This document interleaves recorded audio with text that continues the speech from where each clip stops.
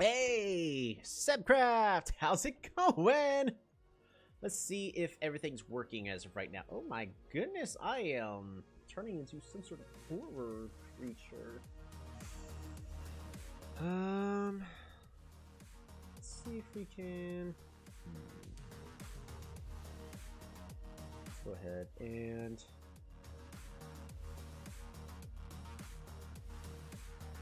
It's somewhere. Hold on. Game capture. Add to source, Stellaris.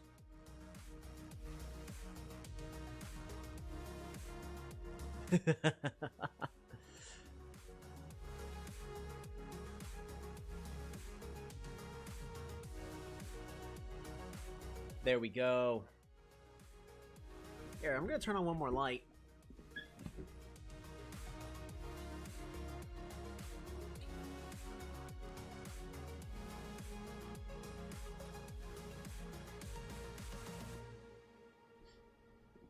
Yeah, that should be a little better.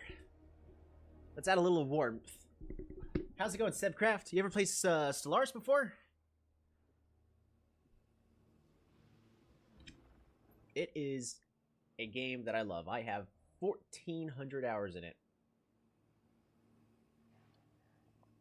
1,400.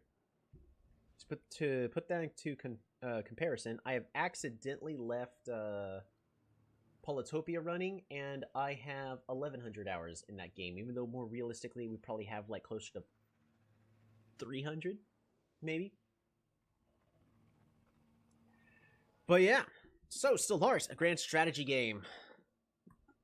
I want to run the Shards of the Crystal Empire. This is an empire I have made since the dawn of Stellaris, which came out 7-8 years ago. Haven't played Stellaris, but have watched prior gameplay of it, even yours. Hey! Well, we're gonna do this as a live streaming Let's Play. I mean, one other thing that a lot of people could relate to a lot better is if I played an empire similar to the United Nations of Earth. But if you guys know me at this point, you know I like my animals, like foxes and whatnot, and I like crystals. So I have made this empire specifically for that. The sad thing about this empire for the longest time is you know, the crystals, who cared about those? But now I have an in-game mechanic available to me, allowing me to make space crystals. Shards of the Crystal Empire, what are they? So this empire has a whole bunch of Phyrexians. That's why I have them called. They're natural sociologists, so they are actually good about natural sciences of the world. Not like about physics or engineering, but like the natural sciences. They're talented, so they've got a lot of good leaders, and they're adaptive. So they're, like humans, able to thrive in a lot more environments. However, the Shards of the Crystal Empire, these guys are weak. So they don't produce resources very, very well. They don't fight very, very well. And they're deviants. They like to kind of, you know, think freely and all that for themselves. So there's a good chance that they may start having different ideas about, like, oh, maybe we should go to war, or what if we allowed people to think for themselves, you know, that lousy stuff. As an empire, we are running an empire, a imperial empire, where we will have our singular ruler, which was previously by this one's lore was a queen that's, you know, basically just a monarch, but now has been classified as the overseer. The aristocratic elite, so we do have an oligarchic system where we have nobles that represent the tribe. Doesn't mean that, you know, we're having like slaves or serfs or all that. It's just that we have people who are privileged. Instead of money determining it, it's your birthright and all that. And ascensionists. Essentially, their ultimate goal is to achieve greater levels of fulfillment. Brief story of this tribe. I once had it written down, but that's on like 2 computers ago. So the actual lore of this empire, of the story we have, I'll try to give a basic explanation. Essentially, this used to be a warlike empire. Just survival of the fittest. They're just, you know, it's a dog-eat-dog world out there. Until suddenly, one day, a much weaker Phyrexian was born. She was outcast immediately because there's no way that she'd survive. However, this one Phyrexian had a gift. And suddenly, this one Phyrexian was able to just move things with their mind. They were compassionate, and over time, more and more Phyrexians were wanting to beat this other one. I am definitely not a noble in your kingdom for your information yet. But essentially, over time, this weak Phyrexian that could not win a fight one-on-one through brute force, but was compassionate and managed to bring a lot of Phyrexians to follow her ideals. And over a couple generations, she eventually died of old age. Eventually, the entire Phyrexian culture was reshaped to be more about peace and bringing order to each other, and that instead of fighting and being at each other's throats, we should cooperate for the greater good. And as she was, had everyone grieved for her death, a light appeared from the sky, pulling her corpse up to the sun, which is now known as the Sun of Blestalia, because that's what the Phyrexian's name was. So we are authoritarian. Everyone is going to be doing everything for a singular greater power. We are pacifists. We do not like to fight. And we are spiritualists, as, suddenly we saw this great thing. We must join the stars to meet with Blestalia and see where the one that brought this empire to the point where it is now is. We must reunite with her. So they start as kind of crazy, but we shall meet Blestalia and the stars. What kind of galaxy? So they've actually made a lot of modifications to galaxy generation. In general, it's usually encouraged to go something closer to like 600 stars, maybe 800 stars. You don't want to go with something too big. But I'm big and stupid, so we're gonna do it anyways. Difficulty. The last playthrough I had on my channel, I hit a brick wall. We basically went, what, 50, 70 episodes of nothing happened for a very long period of time. And I tried, going, hey, let's make something of it. But in the end, we hit such a brick wall that when I sat down to do another recording, I just told myself, I can't do this anymore. This game's going nowhere. I meant to follow up and say that, hey, we're just going to say that this empire, it didn't make the test of time. It survived, but they essentially became a satellite for a fallen empire, and the fallen empire was doing everything it can to take over the galaxy. So, but I didn't follow up with that. This one, however, what we did last time is we had it at Grand Admiral, and not gonna lie, the AI gets some insane bonuses, and I haven't really played this game very frequently. I actually used to play this game all the time on Grand Admiral. I don't have the skills to do that anymore, so let's do something that's going to be a little bit more enjoyable for me as well as everybody watching. And Captain, I actually did a very quick playthrough the other day. I did pretty much nothing the entire playthrough, and I accidentally ended up as one of the strongest empires. So we're not doing Captain. Even if you're new to the game, I recommend like Ensign or Captain, depending on your strategy. Like how well you do with strategy games. So I'm really tied between Commodore and Admiral. I'm thinking going with Commodore. The fact that you kept up with Grand Admiral says a lot, though. Yes, it does. It was one of those where I kept up with them, where I was able to do something, but I wasn't able to get past that wall. And not gonna lie, that wall really frustrated me. So I'm going to do what I can to avoid having that frustration again, because I love this game, and I also want to show people how amazing this game is. I am going to do huge 1,000 stars. There's a lot more chance of me being able to find what I want to find on a larger galaxy. Hyperlane density, we're not going to touch that. We're going to do elliptical. We could do like so many different versions of what the galaxy is, and we actually get a brief preview. I'm going to do elliptical.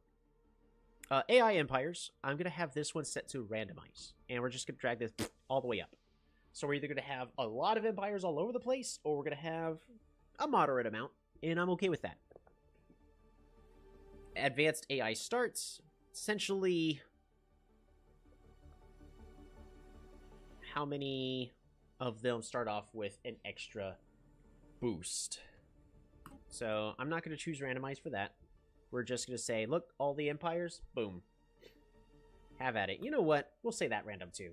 Either we're going to start off with like almost no empires and they're all pretty good, or we get a good mix and we don't know what's going on. Can you start with a random boost?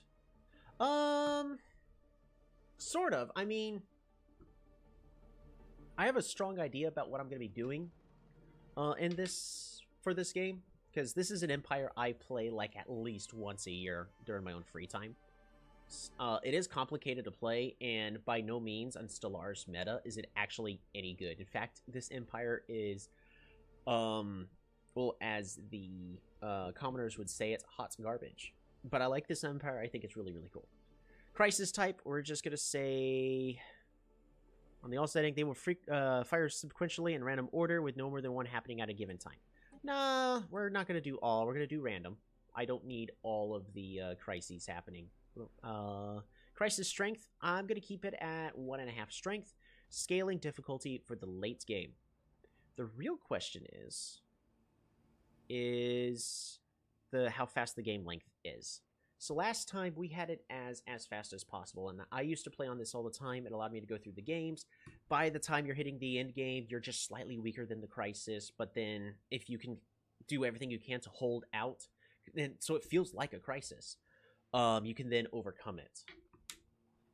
So I honestly feel like this timing for me is okay, because I don't want to spend forever on a game. I'm going to do a lot of pausing on this playthrough, because I do I just want to sit back, read, enjoy the story. We're not here for like, hey, the min-max mechanics. We're here to also kind of see how the story of this empire unfolds. Pretty much everything else we're going to keep relatively the same as the default rates. I don't want to touch on this too much. Victory year, we're going to keep it at that. Guaranteed habitable worlds, we're going to keep it at 2. I used to sometimes actually include mods to make it to where it was gone, and not gonna lie, those playthroughs were a little unfun for me. Habitable worlds, we're gonna keep it on ×1. Pre-sapient species, well, yeah, we'll keep that at 1. Empire placement is in clusters. Advanced neighbors is, we'll actually have it at disabled. I think I will have a more enjoyable time in this game if the AI neighbors that are next to us are on a weaker starting length, so that way I can decide, do I want to become friends with them or just fight them, and then we have stronger people on the other side, which I think will be more entertaining for me, as well as probably you guys.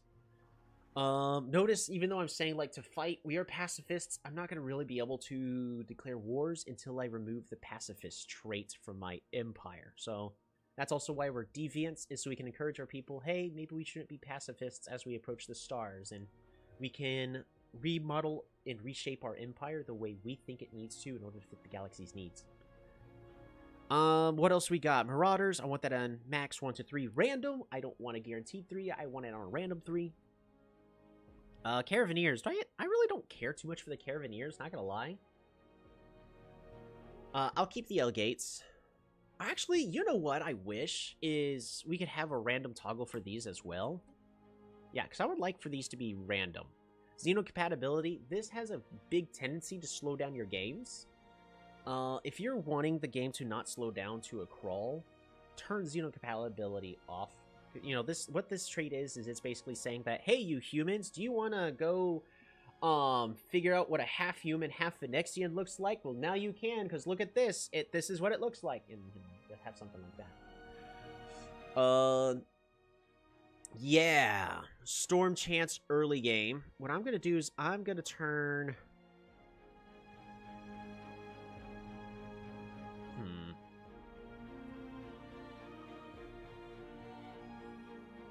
You know what, I'm going to leave that at the defaults. Do you have some funny secondary goal that your Phyrexian Empire will strive to achieve as well? Something that would be fun for you to acquire. We actually do have a few goals in this playthrough. It's not necessarily like a funny goal or something, but I really want to play with some new mechanics that come out in this DLC that actually fit this empire to the T. Void Worms, we're going to keep it. Catholoids, sure. Alright, all those stuff, until I actually know what they are, we're going to leave it untouched. I'm gonna assume the developers know what they were doing when they were setting those settings. I'm gonna go ahead and click play. Welcome to the Phyrexian Empire. And of course, I can actually change the names of things, so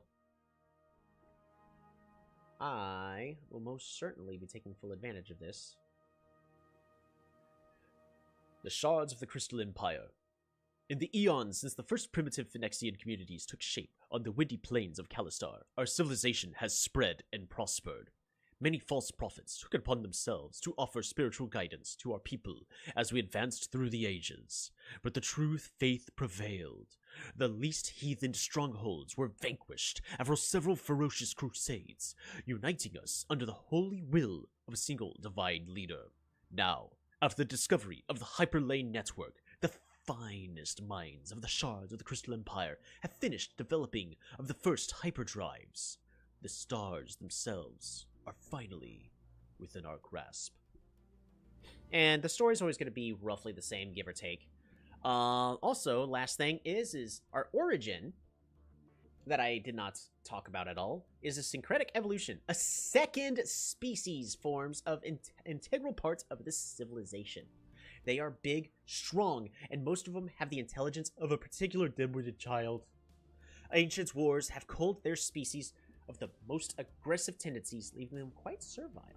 In other words, this species right here, what it does is it gives us 12 more pops of a different species. 12 more pops? Yes, 12 more. However, I have 12 less of my main. We're going to figure out how we can make that work. So, this is our solar system. This is our planet of Callistar, right over here. It is a tundra world. I forget what Q. It's Q! The tundra world of Callistar.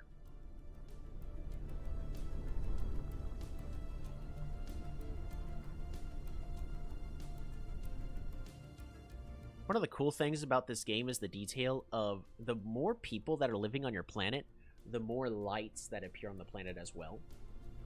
But if we take a look at our population on this planet, so here's our rulers, the Phyrexian noble, the Phyrexian politician. Hooray, politics in my space game. Specialists, all these Phyrexians who are having wonderful jobs making our, I forget what they're called, consumer goods. You know, that's going to be your luxury things like chairs, video games, and stuff like that, jewelry, anything that makes your people happy is generally what consumer goods are, or like power tools, or stuff like that that makes your life a lot easier. So that's what consumer goods generally are, and we make a lot of the nice stuff. Enforcers, you know, they're the police of the world. They're going to make sure that crime does not prevail. Metallurgists, making metal alloys that are able to survive the space stuff. You know, these guys make the metals that NASA uses. Priests, well, I mean, we have people that preach and create a whole bunch of unity, which is great. And researchers, because, you know, science. And here's our Phyrexian workers. Did I say Phyrexian workers? Ah, my bad. These are the crystals. It is a crystal species that have some weird energy that brings them to life. These guys are actually pretty much the opposite of the Phyrexians. Well, the Phyrexians became weaker over time and have a few of these properties to modify things. These guys are lithoids. They don't eat food. They eat minerals. And they produce a whole bunch of rare crystals. They just grow on their back. It's fascinating. Crystallization. They grow even faster over time. Lastly, they're serviles. They're just naturally happy. They bend to our will, and they're happy to do what we ask. And they also produce a lot of resources. They are slow learners, though, because they don't really have a mind of their own, and they're unruly. Empire size for pops, because these crystals are somewhat big. So, we have crystal people. They're going to slowly just auto-magically assemble over time. That part's fantastic. Right now, there's not too much for us to do in this empire. What I'm going to do is I'm just going to switch you around like that, because I would rather have this crystal working on a job that produces a lot of resources. And we don't have a lot of resources under our name. So what are we going to do to fix this? Crystal people sounds like the perfect space colonizers, right? So notice we're not really going to have enough to produce any materials except for a resource silo. What does it do? Basically nothing. So we're just going to ignore that. It produces how many max resources we can have, but The mining district costs 300 minerals. We're currently at 200. So we really can't build anything on our homeworld. That part is demolish. I don't get any resources back from demolishing, but if we check our features, if we can save up our energy credits, we can clear out this spiraling slum, and just the people living in the slums, we can say, hey, we'll give you a better life, and then they'll live on our planet. So that is going to be one of our goals. Fungal forests. I've never seen that one before. Fungal caves. Never seen that before. I'm sure it's fine. Alrighty, so inside of our solar system, we have a whole bunch of things. Notice we've already got a few things already built up. We have a mining station here. We've got a research station here. What we're really looking for is we find our construction ship. We can right-click and tell them, hey, I want you to go. We can shift right-click and have them spin around in circles. But if we go all the way over to here, this colonial Triania, we can tell them to build a mining station for 100. Which, notice, we need minerals in order to build things. So minerals is going to be a top priority. Whatever we can do to get more minerals, we're going to do it. Second most important thing is going to be energy credits. So build a mining station here, and then we're going to tell them to enter orbit here. So that way, we're going to be fine on all of that. Next, we have this science ship. What's the science ship do? Well, if you stay in the system, absolutely nothing. If you press E, you go out to the galaxy map. We're no longer in our solar system. Our solar system is this thing right here. In the grand scheme of things, we're a tiny pebble. I'm going to take a quick look around, see if there's... Oh, I had this system right here. This is a pulsar. It is a special kind of star that we're going to want... So it looks like we're going to want to go here, here, here, and here. My goal for this empire... Quick expansion, right? Pretty much. We're going to want to expand as quickly as possible. We don't have too much vision on the map, but if we look here, Tundra World, that is perfect. Remember, every species is guaranteed 2 habitable planets. That's going to be the same of what your empire can colonize. Our species right over here, all of our pops prefer Tundra. They're going to live a lot better on Tundra Worlds.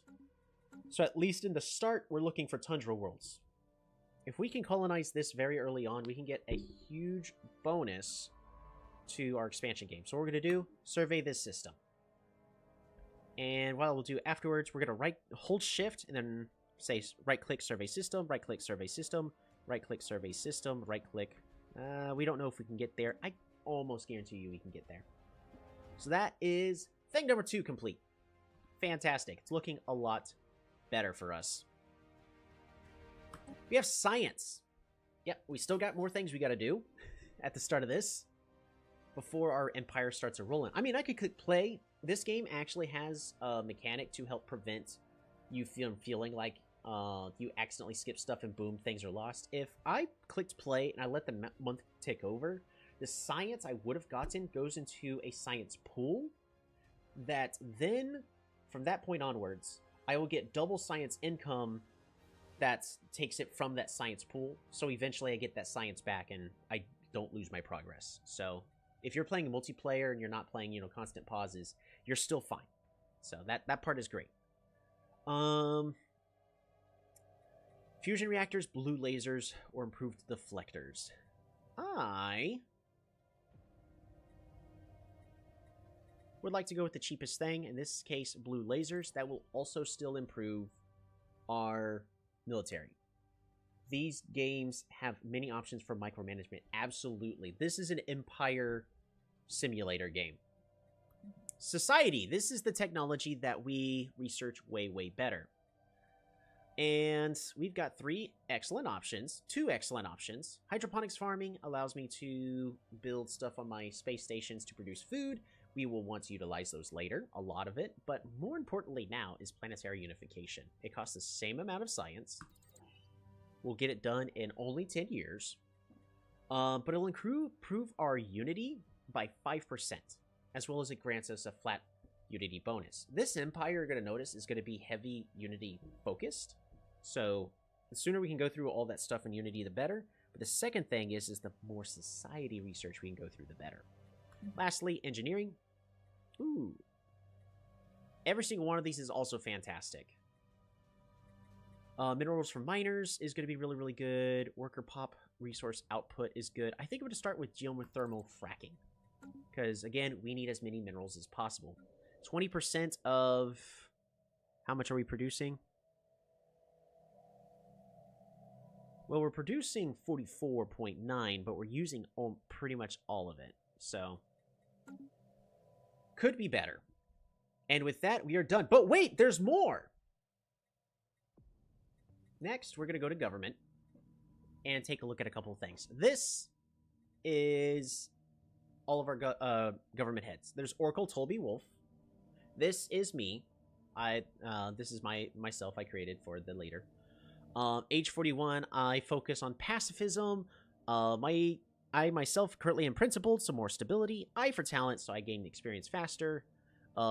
Imperial ruler, improved traits, and serenity means build speed and build cost.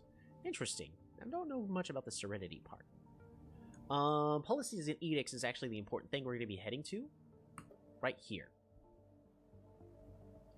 We have 15 free points of edicts that I would like to go ahead and start using up. So if we go ahead and... I have to spend some in order to start gaining it. Well, we could definitely do something like that. We have... Peace festivals and information quarantine. I think peace festivals will... I really don't want to... How happy are my people right from the get-go?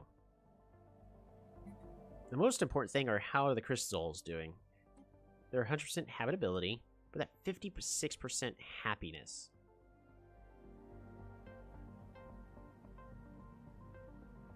The more stability we get, the better as well. Because it'll also improve resource income. We'll figure that out in a little bit. So, government, policies, and edicts. Our diplomatic stance. We're going to start off as expansionists. Just make sure that's all good. Liberation wars. We're going to keep it as that. Subjugation war terms. Balanced vassalage. That's fine. Orbital bombardment is selective. We don't want to just murder everybody. Peace, love, and happiness. Absolutely. Orbital surrender is allowed. Resettlements also allowed. First contact protocol, we want to be... that'll actually change over time. Initial border status is going to be open. Militarized economy, I think we want to go ahead and keep it as a militarized economy because we want as many alloys. A civilian economy will prioritize consumer goods. There's a chance later down the road we'll have to fix that. Wealth creation is what our trade gets switched to. Robotic workers, we're going to go ahead and allow. Debris is going to give us prioritized research. Refugees or citizen species only. Yeah, that's fine. Population controls allowed. Slavery is also allowed, and purge is displacement only. Okay. Not too much else. There's one last thing. We need to go to the Phoenicians, and we need to set their default rights. Keep them as full citizens. Stratified economy.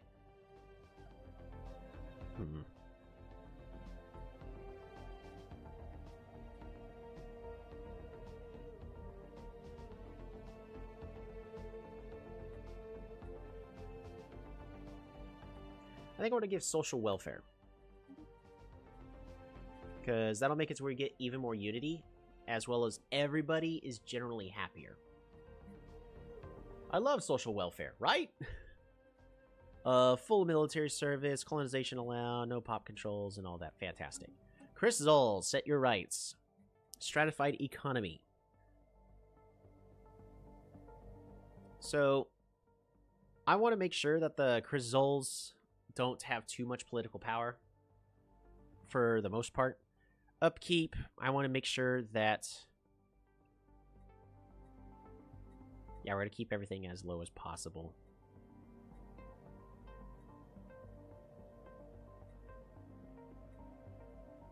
Yeah, perfect. All right, that's exactly what we want that all set at. And with that, we can now start moving things forward. And we'll pause again. A new heir for the Empire. The Ascendant Octavia is the new heir of our Empire. We'll take the throne when our current ruler dies. We do now have an idle leader. Octavia, who's an Ascendant Fertility Preacher. Interesting. Pop growth speed and all that fantastic stuff. If we go...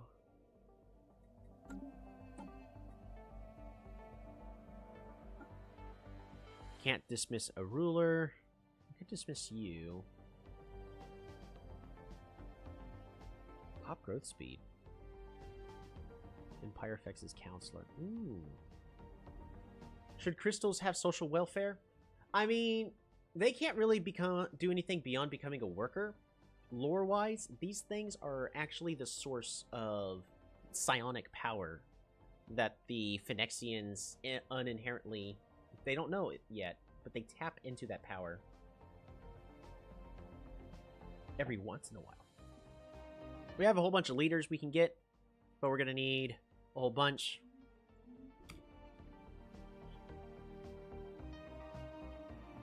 Not too much I can do at the current moment. We're going to go ahead and speed the game up, slow it back down. Notice, like, everything is going along just fine. Currently building this station.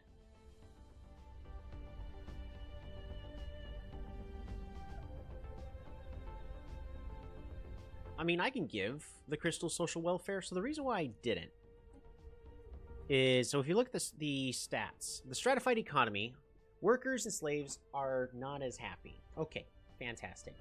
However, the upkeep for them is 0.1 consumer goods per pop. Meaning that I don't have to spend a lot of resources on these guys. And right now, we're barely getting by. And these guys, they cannot become anything beyond being a worker. They cannot get better jobs just because of this trait right here. Cannot be employed as a ruler or specialist. So if I got rid of this trait, which this trait is pretty good. You know, it produces a lot of resources for me. If I get rid of that trait, then they could start becoming rulers. But I would have to genetically modify these things in order to start being able to think for themselves. So, stratified economy, I don't want to spend as many resources on these guys. They also don't have too much political control. Yeah, it's a lot of these little things. Makes sense? Yeah. I will also, later down the road, have to decide on what I want to do with other alien species. Also, what I'm going to do really fast, we're going to Alt-Tab. Chat, you should move up just a little bit. There we go. Boom. Much better. And don't worry about the buttons that my head is covering up. I'm just going to go ahead and hide myself real fast. This is basically stuff on the main map, like how do I see things, as well as, hey, this is a search function right here. So you're not missing much in the bottom corner. There we go. But if we take a look-see, our scientist is now looking in the gardener system. Oh yeah, and here's Blestalia, the sun. This is... By the way, if y'all didn't realize it, the whole beam of... Y'all can kind of decide on your own what all of that actually is, but the beam of light is literally an alien species abducting the corpse. As a prank. Which completely changed the livelihood of this entire planet. And now if you saw... My goodness. We now have a mining station here. So we are now collecting an additional... Boom, you saw it go from 7 to 10. True pranksters, right? And that prank ended up modifying the entire livelihood of an entire space empire. One other thing that we do have, which I could go ahead and do, is we have these corvettes.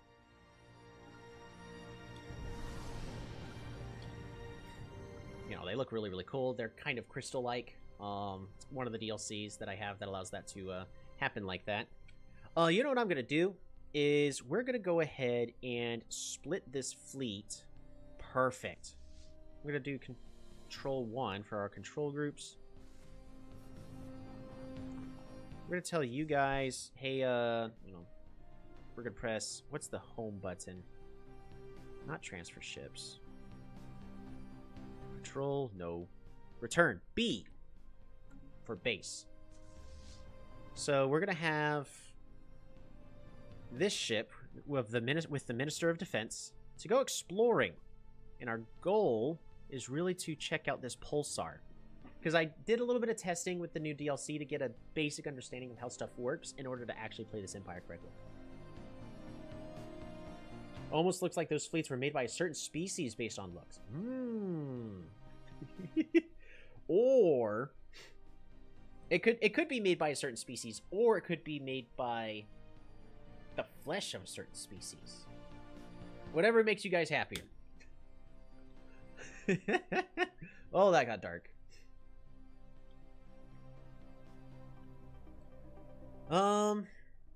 So one of our goals is we're going to try to improve our research as much as possible. Hey! This is going to give us more science. And the other thing we're going to be trying to do, which we're already almost at where we need to be, is get as much unity as possible. Also, one thing I did forget to do, we need to go to our shipyard, go to the shipyard, and build science ships. So we're going to build one there. I forget how much it costs in order to expand. I think it only costs like 100 or something like that.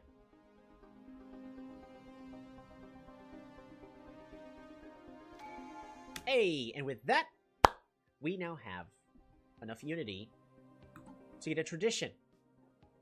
Traditions, when the game first came out, did not exist, and then it got released with one of the DLCs, and then the contents was so good, it was actually classified as essential for the core integrity of the game that it got put into the base game of Stellaris. So if you do just buy the base game of Stellaris, you will have access to this, but you won't have access to every single one of these.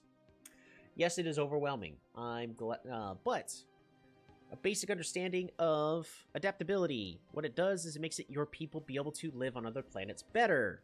Habitability and all that stuff. So this is more of a mid-game one, not something we want to start off right out of the gates. So we're going to ignore that. Aptitude makes it so we have better leaders. I don't care about leaders. I care about expanding. We're not going to worry about that. Archivism, one of the brand new ones from the DLC, makes it to where some really cool stuff we find in space, we could put in a museum and receive better stuff. We don't have any of that stuff yet, so we're not going to worry about that. Diplomacy, it's all about making friends. I don't know if I want to do that or not, so we're going to move on from that. Discovery, this is one of the things we can consider. It is all about charting the unknown and figuring out what is out there. Makes it faster for us to get more research, which is actually a thing we do want. So discovery we might actually take, because it'll also unlock the Edict map of the stars, making it easier for us to explore and expand. So we're going to keep that one just on the little note. You know, let me take my little polar bear post-it note holder, and we're just going to... Cool. Fantastic. Discovery, maybe. Domestication. We want this. This is something that is going to be essential for our empire. However, notice it's grayed out. We cannot take it. We need the artificial breeding technology. We don't have the artificial breeding technology yet because we haven't met any alien species or alien fauna. We have not met a space cow yet, so we can't take this. But I am going to let you all know, as soon as we can, we are taking domestication. Domination. It's all about ruling with an iron fist, making the workers do your bidding and all that, yada yada yada. All for the greater good. We might take this later on. Enmity. It's all about making enemies with space. So, you know, diplomacy and enmity. Technically, you can take both. You can technically do both, but, you know, one or the other. Expansion. I don't know if you guys know this, but we're going to be trying to expand as quickly as possible. We might actually be taking this. It also makes it a lot easier for us to expand our borders. Discovery seems to help understanding the intergalactic land space, which is critical in wise expansion. I suppose harmony would be kind of natural here. It would, actually. Expansion makes it faster for us to expand on other planets and whatnot. Not gonna lie, I'm probably gonna take this. I typically like a fast expansion route, but that doesn't mean it's the best. But I really want to take colonization fever, as we are probably going to expand to another planet really, really fast. And at least 2 of them we know of. Harmony, as you're mentioning, Sebcraft. This is all about making our empire work better with itself. It also improves the natural lifespan of everybody and makes it to where we have less negative people. And everybody gets along a lot better. While I do want this, we're probably not going to take it as quickly until the edicts of our empire are what I want them to be. Mercantile! This is a good one. It improves our trade. It's not good for the now. This is good for the later when we're trying to solidify our mid to late game economy. So Harmony would make you survive old age. Told me. Yes! It actually would. Politics! It's all about politics on the grand scale. With all the other empires. We currently know none of them, so we're going to skip this one for now. Prosperity, about having a good internal economy. This one is also good. Makes it to where our mining stations, which we currently have none of, but, well, actually, no, we have a couple. And we're currently producing 8 minerals, and this gives us a 20% mineral mining station output. So it'll make it go from 8 to 9.6. So I would gain a little bit from this, but so prosperity is one I may consider, depending on how quickly we can expand. Meaning we probably want to take expansion first. But it also depends on how cramped we're going to be. Like, if we're going to end up being a smaller empire, well, actually, it's a little bit early to tell. I'm going to take expansion anyways. Statecraft is, well, maybe. I'm pretty certain I'm taking expansion. Statecraft. Don't quite remember what this does.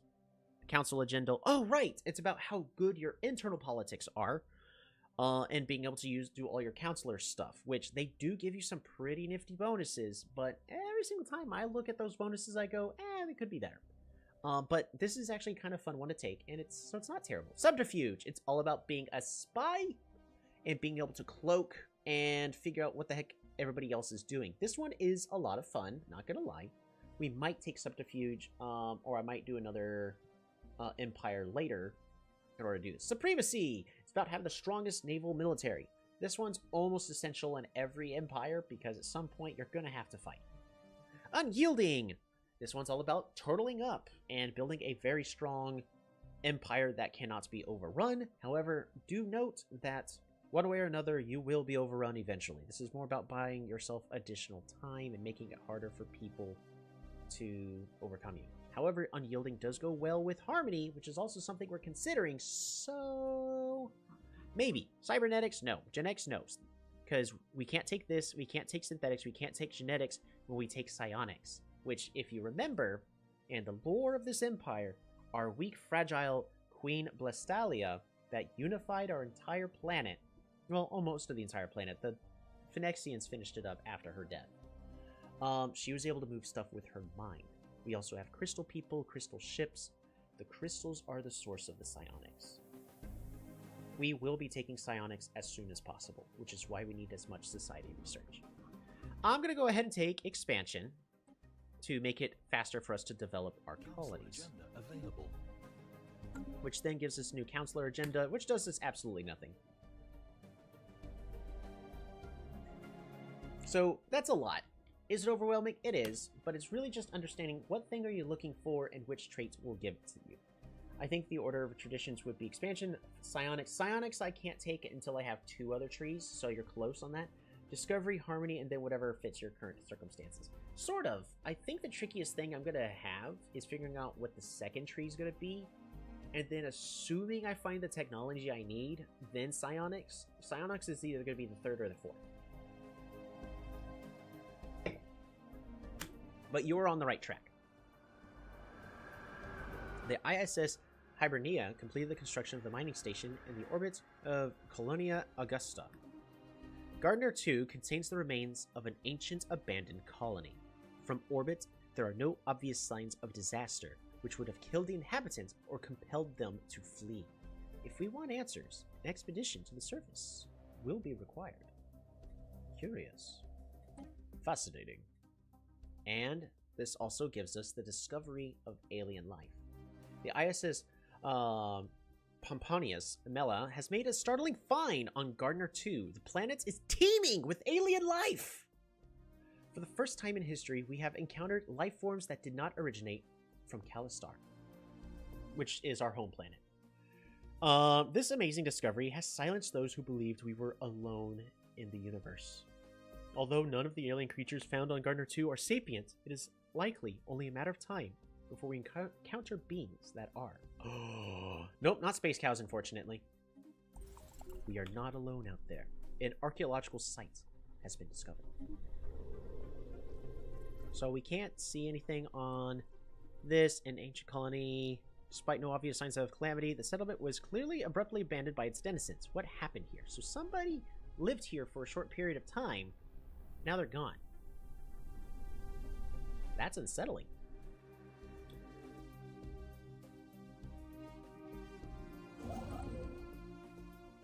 Alright, go ahead. Contact report the remnants. The Shards of the Crystal Empire is abuzz with news of the alien remnants that were recently studied. These remains are considered definite proof of intelligent, purposeful alien activity at some point in the past. We may still be alone now, but we are at least not the first to be so. Remarkable.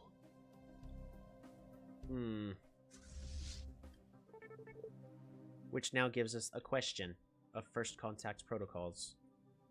A recent encounter with alien life forms has reignited and made sudden more urgent.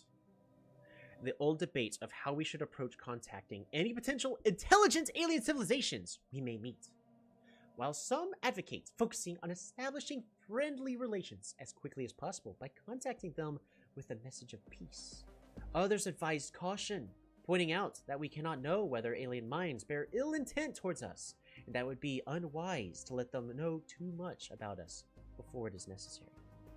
A third, more radical group push for preemptive action against them. With the security of all Phoenixians at risk, they say, we dare not hesitate to take whatever measures necessary to gain the upper hand against any potential xeno threat. I guess those psychic powers were the real deal then, moving an entire civilization away from their home. Are you saying that is our original home?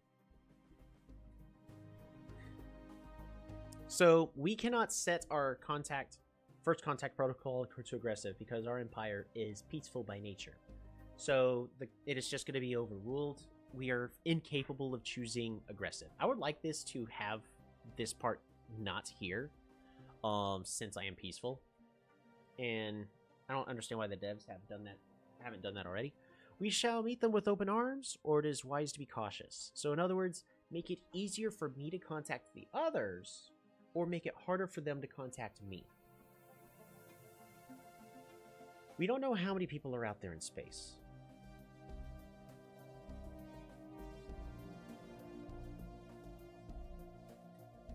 We're going to try to greet the Xeno with open arms, because since I'm going the expansionist route, means I'm going to be spending a lot of influence trying to expand my borders. So I would like to greet others as quickly as possible.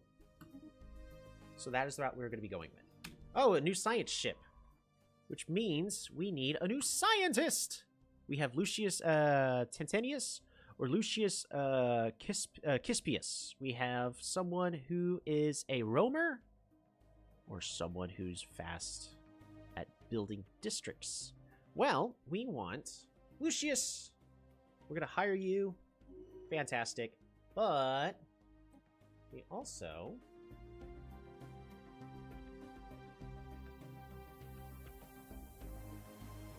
we need... Where are you? Government. See, they always keep changing this stuff. Leaders! There we are. Lucius.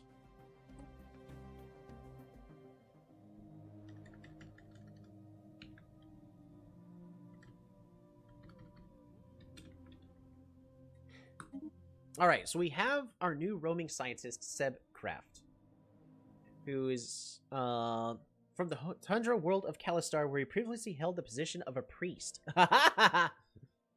Used to be a priest, eh? Okay. Will influence not help you capture other stars by sheer pressure, or is that another mechanic like cultural pressure? No, I have to build outposts, and it costs influence in order to build those. So, your goal is, because I really want to find this as quickly here. Survey, survey, survey, and as long as we're good, survey. Hopefully we can find out how to get there.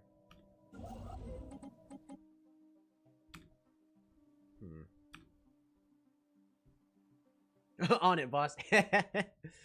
Alrighty. So congratulations on your promotion. I need more minerals is the current issue. We're having issues collecting minerals. We actually have a new question. The Habitable World Survey. This is a thing you're pretty much always asked at the start of a game. We now know, without a doubt, that a striving biosphere is not something unique to Kalistar. Both the scientific community and the public at large are eager to learn more about the various forms of alien life found throughout the galaxy. Efforts to catalog the life forms we encounter are already underway, but our xenobiologists have urged us to focus our planetary survey efforts on habitable life-bearing worlds. So we could say, our commendable initiative! Or we could say we have more important matters to focus on, which will give us unity in the now. I feel like we're going to be able to find plenty, so I'm going to go ahead and say a commendable initiative. I'm pretty good about finding a lot of stuff. Ooh, we have a nebula here. I'll have to consider that.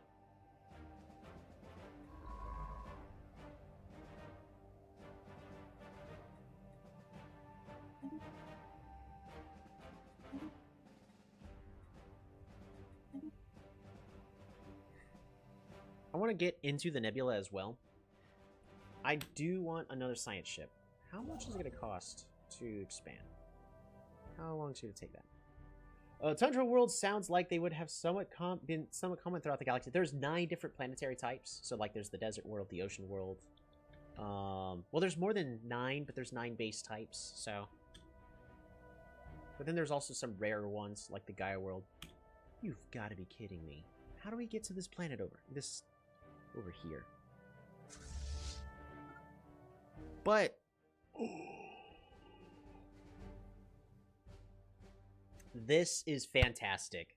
Seb, I'm going to need you to do a lot of research on these worlds. I need you to research Contheum 4A, and I also need you to research Contheum 1. So that is going to be your objective, because there's been some sightings of a very habitable planet out there.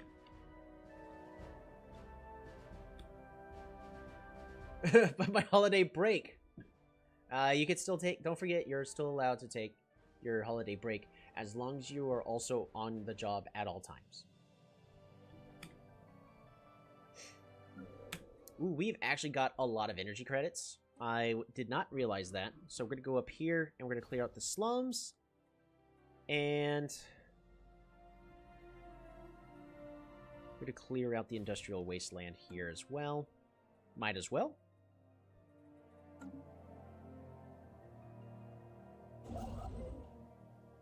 Do I want to pick this up? How close are we to actually being done here? As much as I would like more science in the now,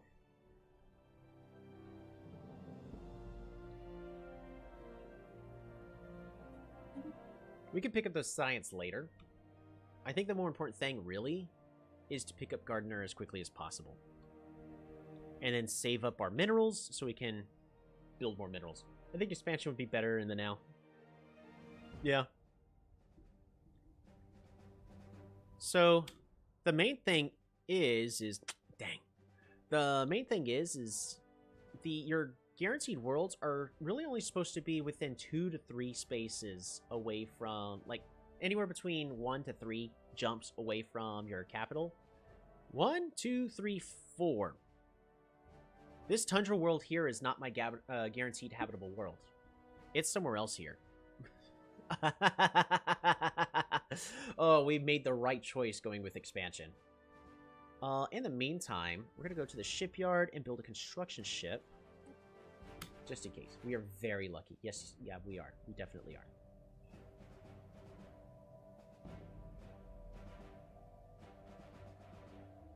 Oh, you know what I should do?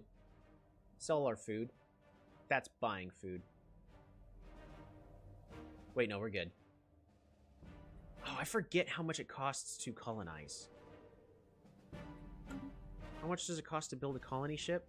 200. Okay, we need 210 of everything. So, as I'm selling resources... We can't sell any of that. We can't sell any of that. We could sell the food, because we're currently gaining a lot of it. And I want to go ahead and buy the minerals. Fantastic. Which then on Callistar, what we're going to do is build a new mining district. And then we're going to change it because this industrial wasteland does not need to be done first. We're going to finish the slums. That'll be done in a month and a half. Hurry Poyo! How's it going?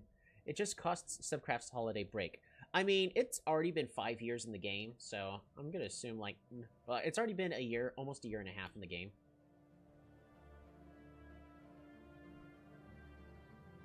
There, that's been a month. And you haven't even... Okay, you've researched the Tagara too. Okay, you've at least done something. Hey, Poyo! How's it going? We are almost done surveying this system. We've got 3 more. Actually...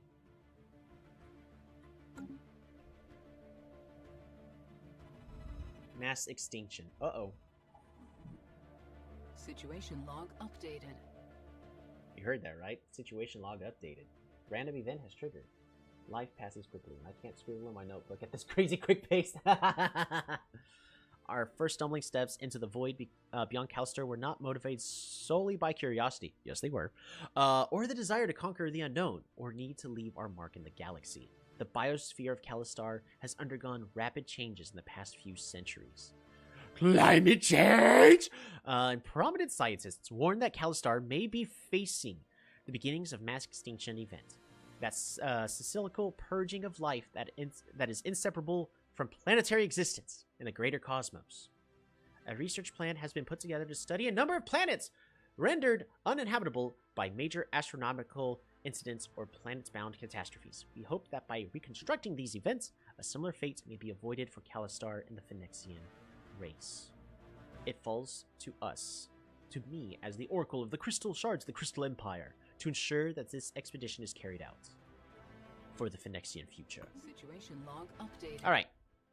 So, by the way, there's actually a origin in the game where your home planet is going to explode in, like, 10 years. So you have 10 years to get off your home planet. This quest actually came out first, and then some mods were created, and then they were like, oh, that'd be cool. So it became an official way to actually play the game. But yeah, mass extinction through the ages. We have multiple planets. We should definitely be able to accomplish this. Because this one's within our borders. The real question is how we get to those in this one, but it looks like we might be able to go here. Can we see the planet exploding across the galaxy then? Technically, yes. But, I don't know if anybody's actually... AI empires don't use that because the AI is not smart enough and then they just die. I could force the AI empires to start with that by creating a whole bunch of empires and forcing those empires to spawn. But, yeah.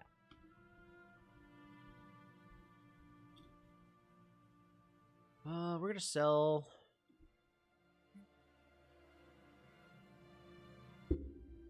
food. We're gonna add monthly trade. We're gonna sell the rare crystals. We're gonna sell that every chance we get. We're going to sell our food. We're going to sell 21 of it every single month. And I think that'll do it for now. So our main goal is I want to get as many resources as possible. So for instance, this 100 here. So our new construction ship, which I can just say, hey, go ahead and build it in the system. Fantastic. And it's now complaining that I don't have enough rare crystals. That's fine. This low stockpile you're going to see popping up a lot in this game. I'm sorry, everybody, if you find that annoying, but I like the slight extra energy credit jump that I can have in the early game in order to be able to buy more minerals. However, we have a new tradition available. Starbase influence cost. Yes, please. Let's make that a lot cheaper. We also now have unemployed pops. These unemployed pops are, for now, going to be producing Unity. Ooh, actually, better yet.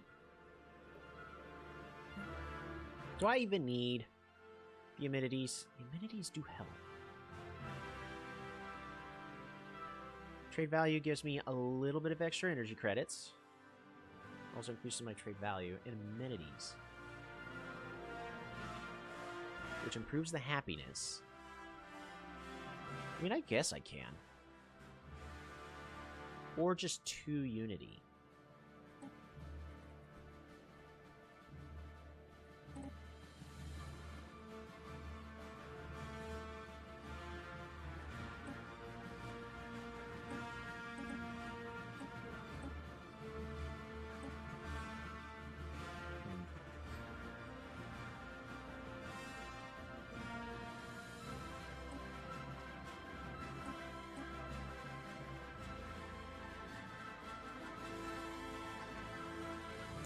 Produces basically 2.2 additional Unity. Is that worth it? I don't think so. I think I'd rather be producing a couple extra, like, minerals and all that every single month. At least for the now. Once we're at the point where we're swimming in minerals and all that, then we can change our mind.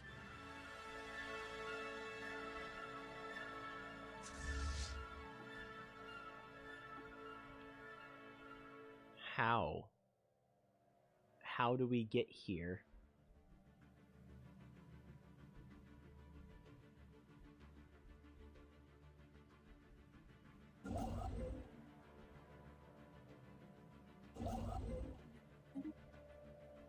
Boss, we need to set up a colonization fleet shortly. The quicker we can establish a presence on higher planets, better planets, that is, we can start rolling in dough. Your voice has been heard and will be considered. Construction complete. Another planet. Ooh, a tomb world. A rocky world with a nitrogen-oxygen atmosphere. It is currently experiencing a nuclear winter with dense layers of sooty aerosols in the atmosphere, high levels of surface radiation, minimal signs of life. Basically, this is a nuclear wasteland. This tomb world is completely uninhabitable. For now. Council agenda ready. Aha! Council agenda. Infinite opportunities. Makes everybody happier. So this happiness boost helps gives us a little bit of a boost. No agenda set. What I would like is expand the council?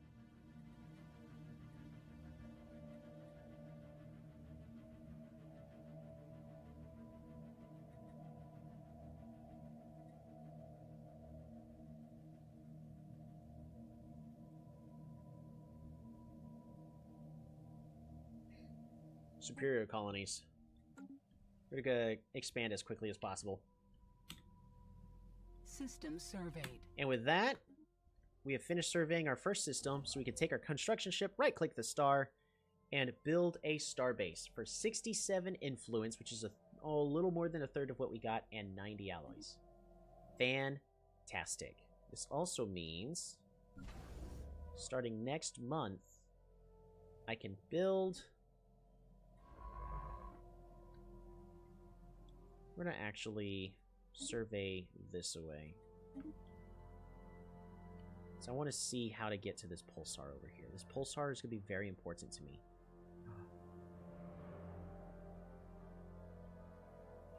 Are there any other pulsars that might be easier to get to?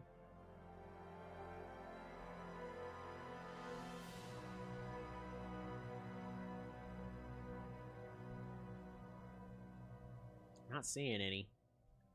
So for me and my empire, I'm really going to want that one. Oh, there's one here. Ooh, there's one there. I think I still at least want to set up a choke point over here. A rare triple star system must have 3 times the steak cooking speed. Not quite, but you're on the right track. Boom. So we're going to go ahead and build up a colony ship.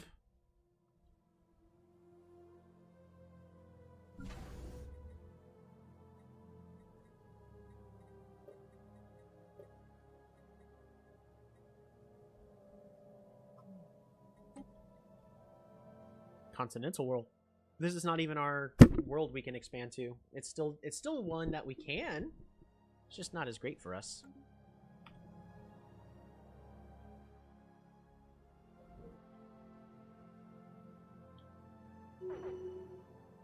All right. Leader level up. Head of research Gaia Pasadena has leveled up. Head of research. Improved happiness. You are the head of research, so research spade could be improved. Happiness can be improved. Leader experience gained personally could be improved. It's pretty good. You think if we just take champion of the people, that'll improve everything anyways? Should I start researching a triple star cooking system, sir? Start developing it right away. Post haste. Without delay. Also, we finished the mining. So what we're going to do is we're going to take away a couple of farmers. And that way they will be right there as miners instead. Also, that does mean we need to stop selling our food. These stars are better. 3 stars better than 2 as McKinley for instance. Mineral cluster. We're gonna leave this research for now, and boom! With that, we have now expanded our borders of the shards of the Crystal Empire. Another nebula over here. Ooh. Nebulas are good because they unlock a couple of interesting things, but it does make it hard for you to see what's going on in those systems. Next question is what to build. We're gonna go ahead and improve our science as much as possible, because the sooner we can get all of these done, the better. Because we're currently 2 years in the game, and I would like for them to be improved even further. No.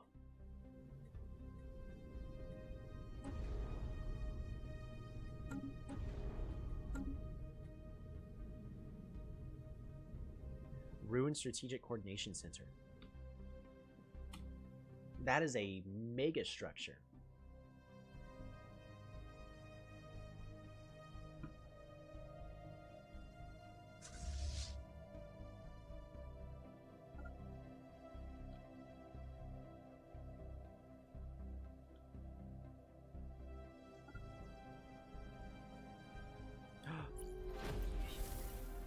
Encounter in Tagira. We have made first contact with the mysterious aliens of the Tagira system. For now, they have been codenamed the He Aliens, until we can find out more about them. News of alien ships have erupted. Oh no. This ain't good. This ain't good at all. That's not good. Alright, time. Octavius Scribonius. I need you to research that as post haste. Because right now, my entire military fleet, yeah, I would have to improve it 10 times in order to take on those. Wait, is that a super important structure you just found right near our doorstep? It is! It is. It is a very important structure. Think World Wonders from games like Civilization, but this is space.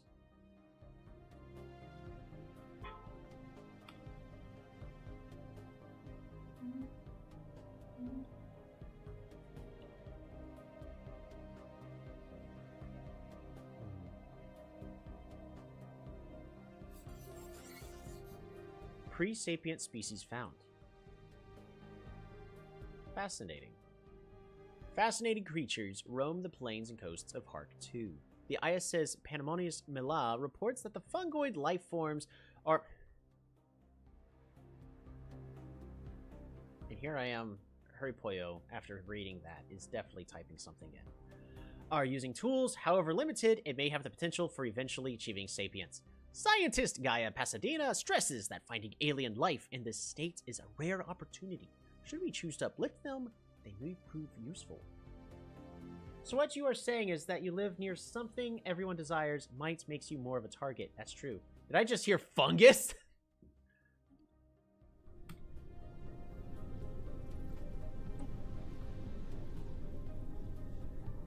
Hark 2 has these pre-sapient fungoids. If we go to species and go to galaxy species, never mind, we're gonna go to situation log. No. Where do I go for this? I keep changing it.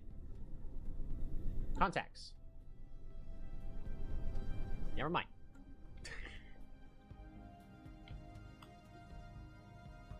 Give us fungus. No. Yeah, this is not a good planet for me anyways with 30% habitability. I could try to take them over. Blocker removed. Alright, traditions are now available.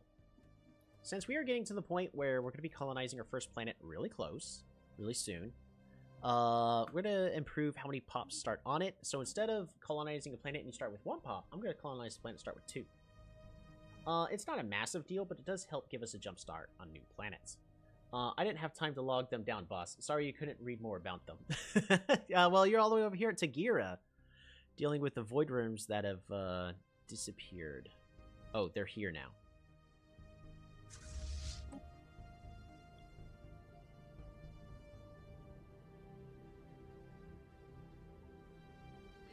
Yeah, that's unsettling. Ooh, on Hark 1, a strategic resource, volatile modes. Construction complete. We're gonna go ahead and improve our science even further. Are they edible? Maybe. I'm not really running the right kind of empire in order to eat them. My goodness. How am I... Alright, we're not getting over here, I guess. This is just a massive wall on this side, and my empire's this, like, the middle of it. That is not... Oh, there's another one over here. So, I'm going to be making a huge effort to get to this system over here. System surveyed. Boom. And now we're going to expand it to Tagira. Also notice we're doing a lot better on our mineral income now that we have built another mining post on our capital. Currently have multiple building slots we could do, but nothing to use them for. Subcraft. They're basically veggies. Who would eat those? That is very true. I like your thinking, Subcraft. No veggies.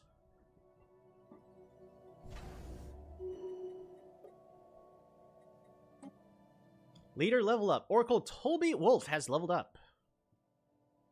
Alright, Principled, make improved stability, or Eye for Talent for improved leader experience gain. Yes, please. Drugs, then. No. We found some fungus people. Can we burn them?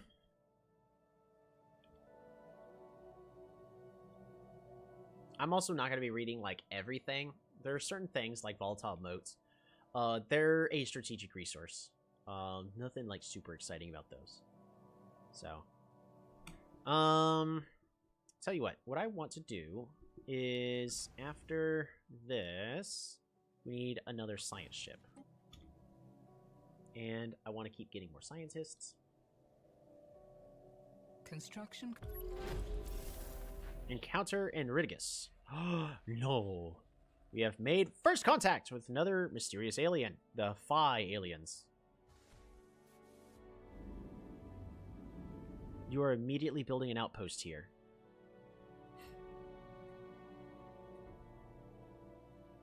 Alright, well.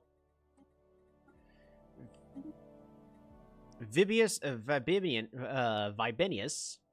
I need you to research those people, please. And more importantly, build ourselves this mining station and then enter orbit over here.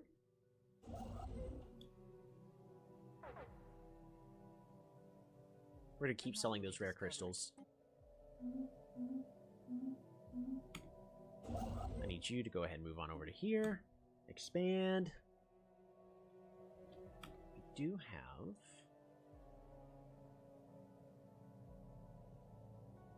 It's kind of scary with them all surrounding us. I think militia might be in order. Oh, we need to rapidly expand so we don't lose out on those incredibly valuable planets. That is very true. So, the fact that they're already expanding here makes me think that they're also maybe here? It's the fact about how they're already building right next to us, so that does make me a little uncomfortable, not gonna lie. But we have this entire arm we can expand to.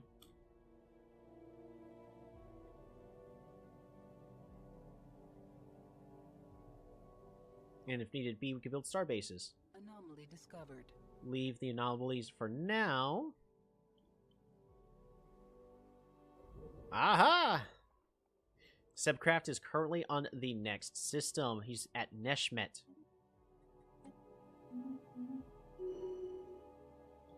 We now have Minister of Defense Vaponius Pulferius has leveled up. He's the guy that's currently out exploring in the now. Defense platforms are better. Or Butcher make armies even better. We don't need Butcher. Aggressiveness, shipfire weight, rate, and weapon damage is always good. So we're going to just take that. And Minister of State Stasia Pontania has leveled up. More stability, council agenda speed. That's pretty good. Stability's always good, though.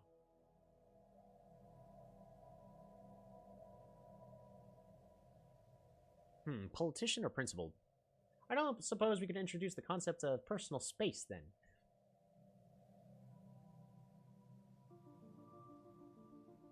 Alrighty, so I need to figure out how to ban somebody. I got your pun. It's very much appreciated. I kind of want to do council agenda speed. Stability would be nice. Haha, colony ship. It's time for you to move over here and colonize the planet. Gardner Prime? No, no, no, no. We could actually name it whatever the heck we want. Do we want to rename Gardner Prime? And if so, what? This planet is simply a tundra world. It's got spaces for mining. That's kind of it. I think international space is hard to call personal space at the same time, so that would be a toughie. What features we got here? Zro?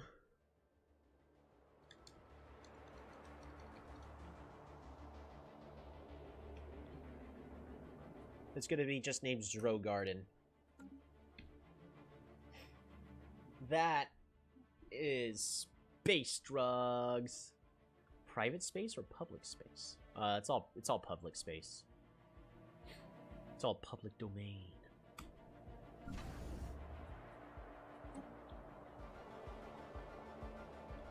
Alright, so what is next?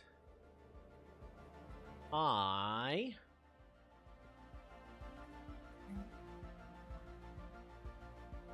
gonna go and just buy a lot of minerals.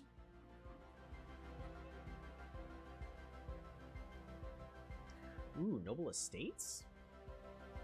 Nobles turn to consumer goods into unities. Amenities and stability.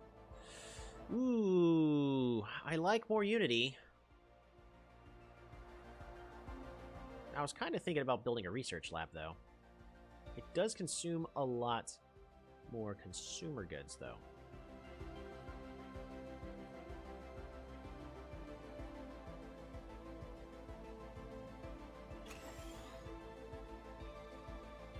Alright, we're gonna have to wait on building other things. Leave that be for now. Population and expansion. Yes. Construction complete.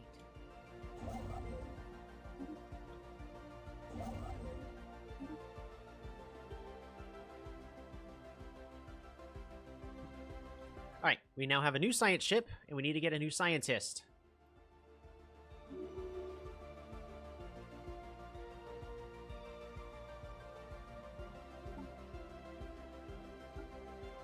Alrighty. We need...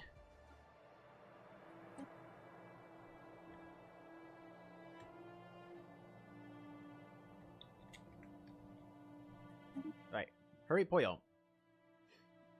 Congratulations, you have been promoted. I need you to start surveying in this opposite direction. Our buddy Quet should be joining us later on.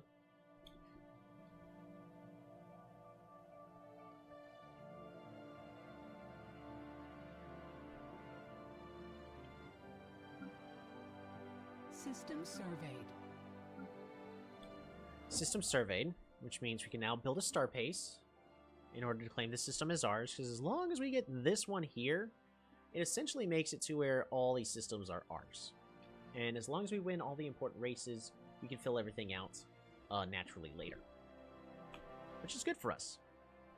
But I still need to figure out where our last habitable world, guaranteed habitable world is.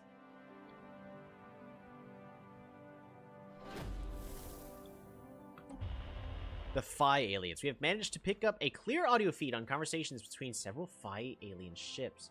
While linguists are still none the wiser as to the meaning of any of the words they are recording, they are optimistic that this new signal will help them make significant progress towards breakthrough. So we're making progress on figuring out how the heck these other aliens talk.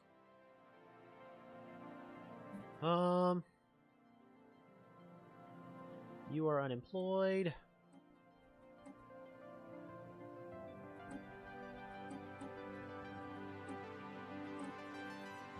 We might as well produce more food for the now. You know what? We'll let that go for now, like that. I just want you all to know that I graduated using ChatGPT.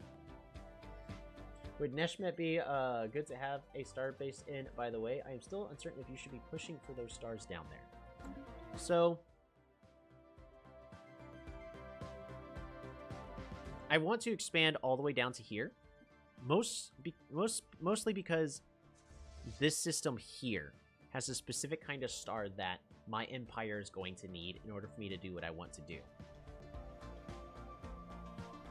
Ruined interstellar assembly. The remains of a vast space station has been found in Chatib. Judging by the amount of what seems to be an office space and a vast forum outfitted with dozens of different types of life-supported systems, our scientists suspect that this is all that remains of an interstellar assembly. Another?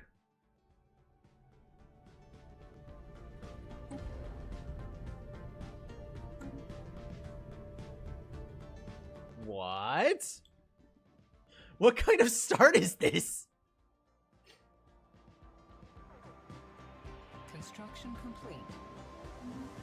You're usually lucky if you can get one. We have two!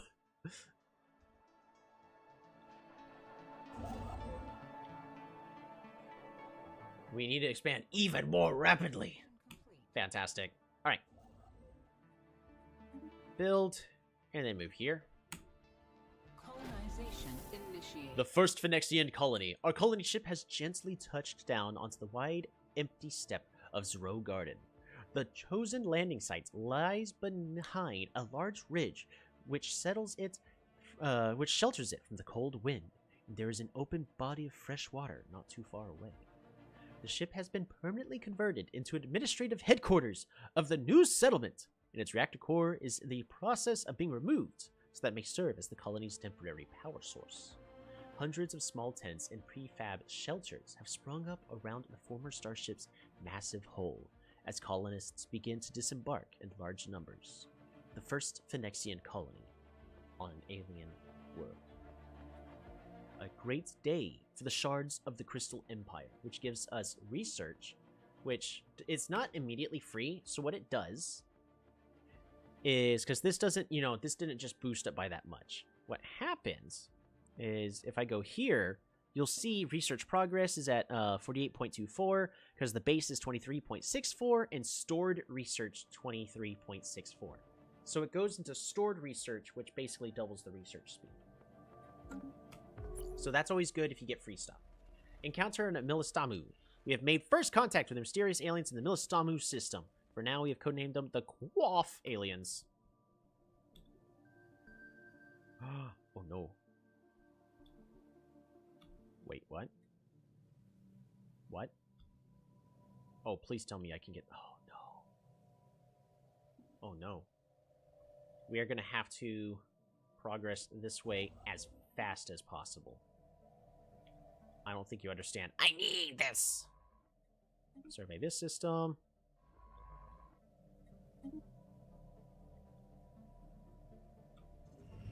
Mass extinction. The desolate planet. A planet in this system still wears the fossilized traces of a past ecology in its sleeve. What could turn a thriving biosphere into a blasted wasteland? Special project has been issued. Sebcraft, I need you on it. Situation log updated. So if I do Control Shift, I will tell him, hey, do this first. You're now... Oop. We have made first contact with new alien species, the Daleth aliens. Oh, no. Okay, we're fine. Sort of. We have met another alien empire.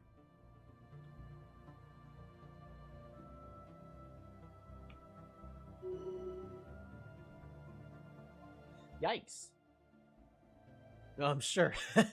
Alright. Sebcraft, you have leveled up. So I'm actually going to give you, since you're here, I will give you the choice. You could even say you don't know, and then I'm going to say, doesn't matter. You got to choose one, even if it's at random. You could just go with whatever you think will be better for what you need to do, or whatever you think sounds cooler. Right now, you are just a roamer, so you survey things pretty well, which is actually one of the reasons why I specifically selected you, Sebcraft. You can level up the roamer trait to boost it to 20%. You can become a celebrity, and if you are become a governor on a planet, the planet starts to do a lot better with amenities because the people love you.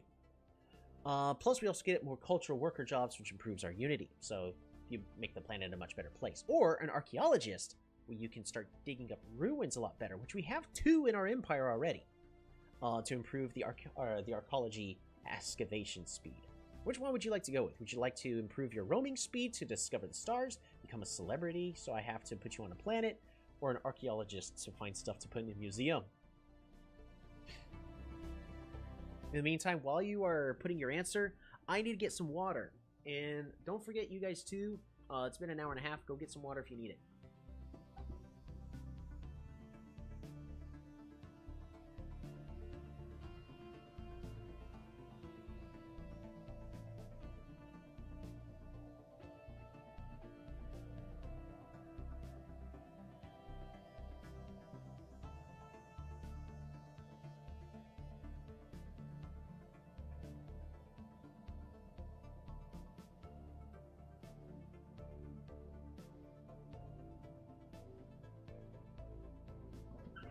Alrighty.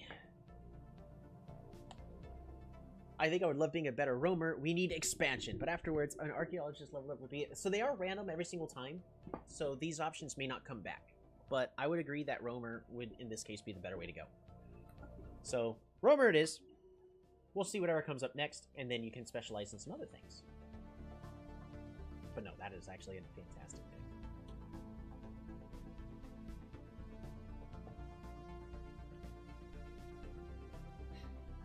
Later, if people do start, you know, stopping by, I may do like a full human playthrough, with something that would be a lot more fun of us learning all the stars. Special project complete. Mass extinction Baron. Oh. Ow! I actually hurt my jaw. Ouch. Life on the new, now barren planet was sadly doomed from the start.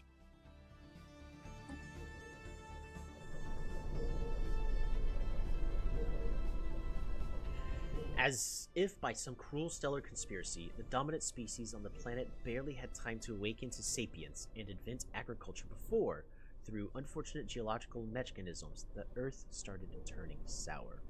Samples from lower soil strata and the fossilized remains of the creatures that once roamed the planet show that several vital minerals needed to rejuvenate the soil ended up, through their largely agricultural diet, in the endoskeletons of the native beings. Their bones were prone to fossilize rather than decay, and their very existence exhausted the fragile ecosystem they inhabited, leaving it permanently transformed in the wake of their passing. Hey, we got a new specimen! Fossilized endoskeletons. Yeah, we can put out a museum. We're gonna have to build one, though. So, that's a mechanic that we'll be able to unlock a little bit later. But essentially, the species, yeah, they become sapients, and unfortunately, they are the ones that, not on purpose. It's just the species existing killed the planet.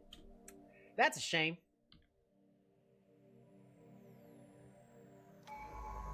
I'm gonna pause. I'm gonna tell you continue survey, and continue survey. I need that plane as fast as possible. First contact meeting. Sensors indicate a presence of the Stellaris system that is sensory room to find out more. Register to long-range scanners. It is not clear whether these signals are natural or warrant for further investigation. Alright. And the Phi aliens. Seemed ridiculous that at least one large star base in orbit. We have not seen any evidence of planetary bastions. Not know whether they are... whatever. Fantastic. We have Unity. This Unity can help with...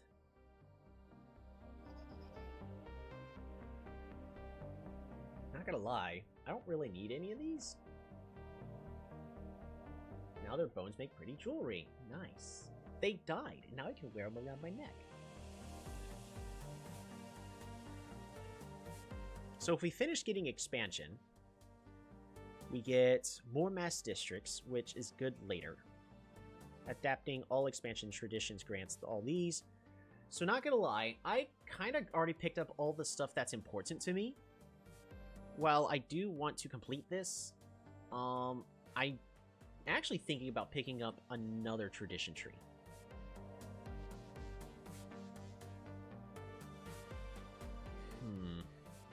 So if I mouse over psionics, I need the mind over matter ascension trait, which I can't get that until I've completed 2 of these trees all the way. But I can't pick up mind over matter without the psionic theory technology, which is found in society. So that's why we're gunning society as much as possible, which is a little tricky for us to specifically target that, but we're going to do everything we can.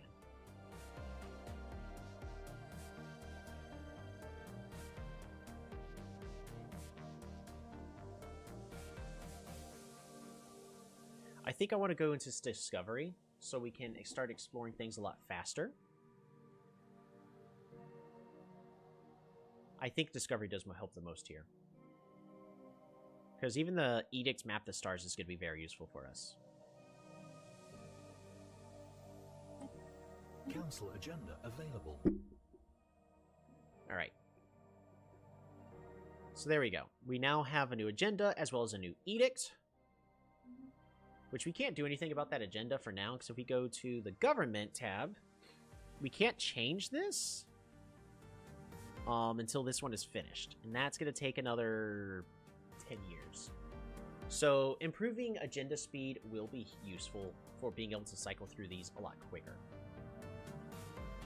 Especially with everything we found surrounding us. Momentum and planet-wise, yeah. Monumented planet-wise, absolutely. So even though we don't have any other agendas we could do that'll help us out in the now, because, I mean, the colony development speed is great. If we open the edicts, we have a couple of important stuff. Fortify the border, improve starbase upgrade speed and starbase capacity. That'll be useful later, not in the now. We don't need to worry about that. Veneration of saints, more unity from priests. And spiritualist is improved. Peace makes everybody happy. I could do that. Information quarantine improves stability, also improves our resource output, but we're actually doing okay in the now. We could be doing better, but we are doing okay in the now. Lastly is map the stars. Survey speed plus 25%, anomaly discovery chance plus 10%, ship hyperlane detection range plus 1. Absolutely, we're going to run that. So we're going to spin the Unity, but now this is actually free for me, essentially. And because we're spiritualists, it's a little bit cheaper for us. So, map the stars. Fantastic. I'm a priest. I could be happy. Oh, yeah. What is Hurry Poyo? What are you?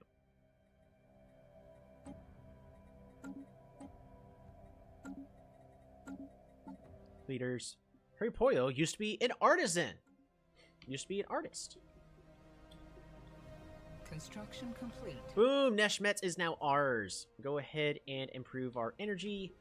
And then I need you to move over here. We are out of influence.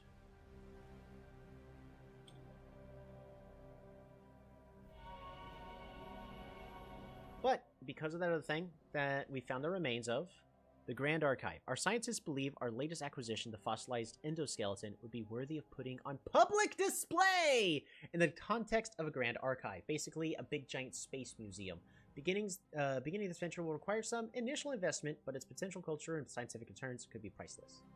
Pursue this endeavor. So, new research option is gained. Situation log. It costs us 1,000 energy credits to say, yeah, go for it. But what that does is it allows us to over a big giant planetary body that has at least 25 pops.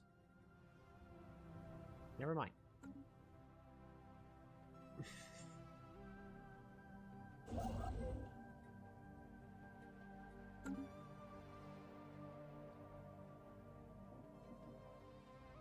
What's here? Construct the Grand Archive. Use a construction ship to build a Grand Archive around a planet with 25 or more pops. It requires galactic archivism, which is a new technology. We have not even finished getting planetary unification. Well, that'll be done in about 5 more years, you know, give or take. As we keep getting more pops, our science income's going to improve. But we now have access to the Grand Archive, which is going to cost us 1,000 alloys to build. It's going to get done in 15 years. I do want it, and I actually need it. I am going to require this Grand Archive. So, just depends on when, really. Public display sounds like it could be a prime subject of thievery. Actually, yes.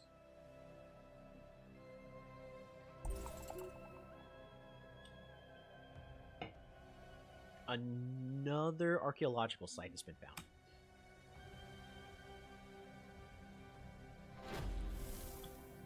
First contacts pending. Our attempts to decode the language used in signals to the Phi aliens have had a setback. There's a key. It seems that key assumptions of our linguists have been relying on their translations of disproven. This means there's a setback. Okay. Yes, it is pretty much luck based on how quickly I can discover other aliens. Maybe I should have been an archaeologist. Maybe. Hurry Poyo still gotta choose what they're gonna do when they level up. I also need more science ships. Calistar, why are we struggling on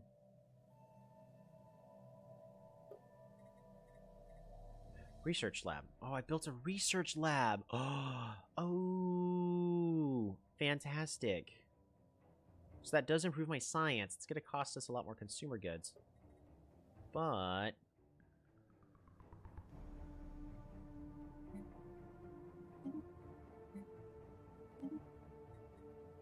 there. Let's please go ahead and build the noble estates. Choose to steal. No.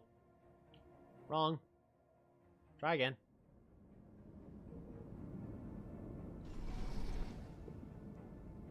Just look at this star. Oh, it's a neutron star.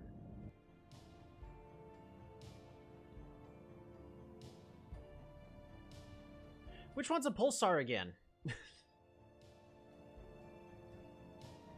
Is it specifically this one? That'd be upsetting if it was. I don't know how to get there.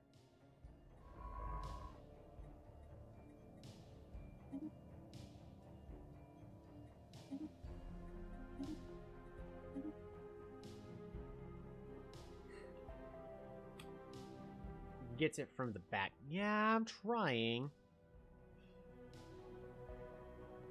Anomaly discovered. Nope. Don't worry about these anomalies. We got more important things to do.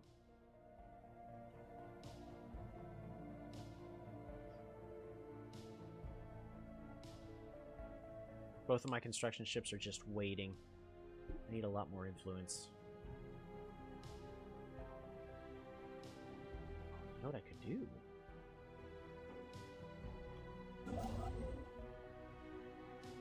Oh, no, I can't.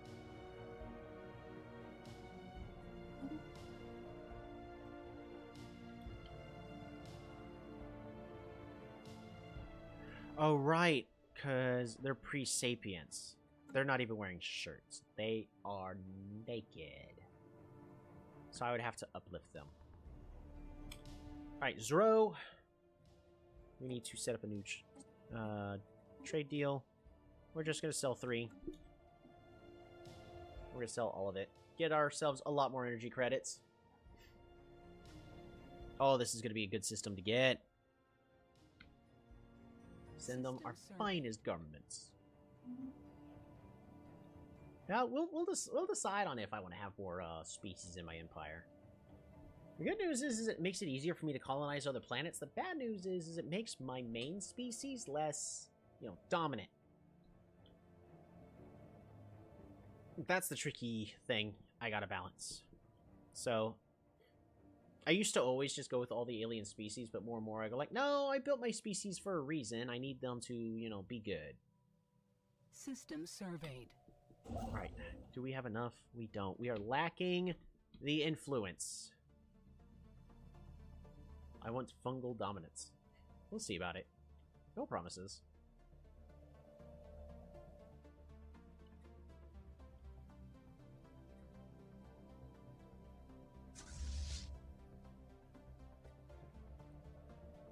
I want... System surveyed.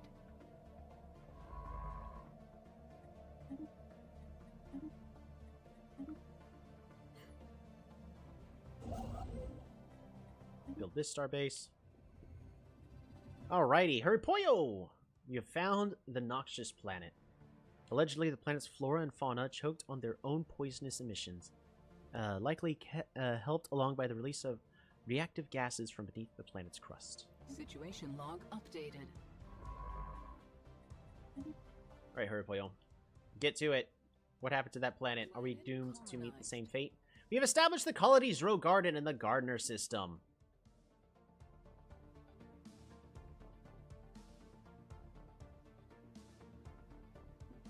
Those fungi aren't super funny guys. I don't think you'll side by side with them forever.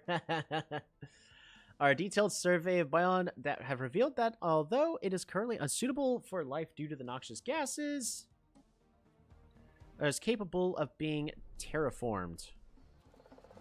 Marian society encounter. We have detected the presence of a pre-FTL alien civilization on Conthium 1 in the Conthium system. Observation post.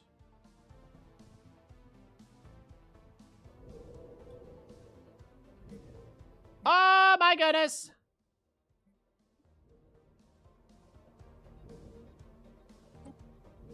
The Numerians.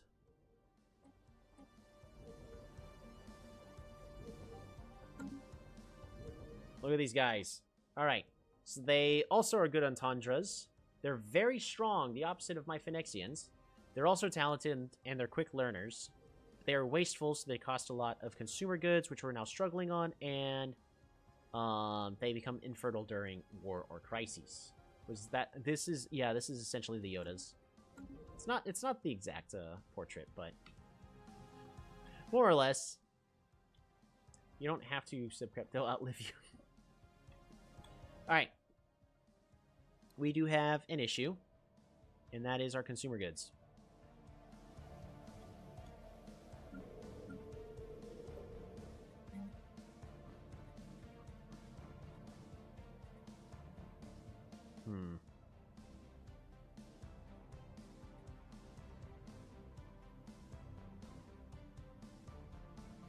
We need consumer goods is the bigger issue. Civilian industries.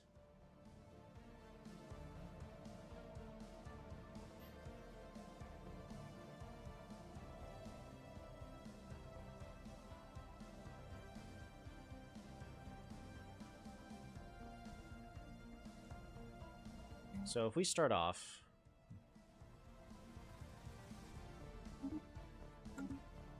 by building an industrial district right out of the gates. No. Civilian industries. Here, followed up by a mining district. I think I need a new table and computer to figure out how to solve the consumer goods crisis. Well, you won't have to think about it for too long. So normally, because notice I can right-click and say, hey, build this stuff. But I can't tell it exactly which ones I want in which order. So we're going to go here, followed by here, followed by here. Focus on those minerals. It's a lot of minerals we're about to get. The toxic event. The cracks in the planet's crust, first presumed to be the result of a significant tectonic activity, are actually the lasting marks of imposing large roots burrowing through the earth. At some point in the distant past, a freak mutation, possibly deliberately induced by sapient beings, though it is unlikely they could have predicted the results, caused the native plant life to grow out of control. Many of these plants produce through pollination with countless gametes carried by currents through the lower atmosphere.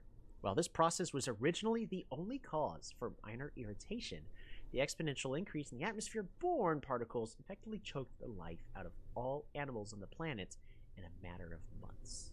We have a new specimen acquired, the Gargantua megalus. Boom. Specimen acquired. Horipoyo is leveled up. Horipoyo is currently an architecturer. So she would prefer to be on a planet to improve like the planetary build speed and all that. Now, if Horipoyo wants, she could say yes please and then just focus on that, because we have Zero Garden that we could station her at. Or she become resilient to improve her lighter leaf span. Or a roamer to also survey everything a lot faster. Horipoyo! You have an option. Would you like to become a governor of a planet and make it build things a lot faster? Become resilient to live longer? Or roam the stars and explore everything faster?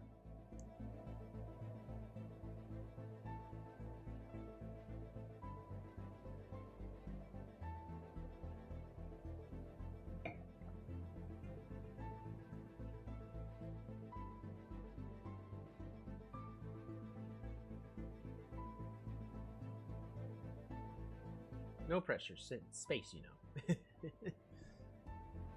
Subcraft, any advice?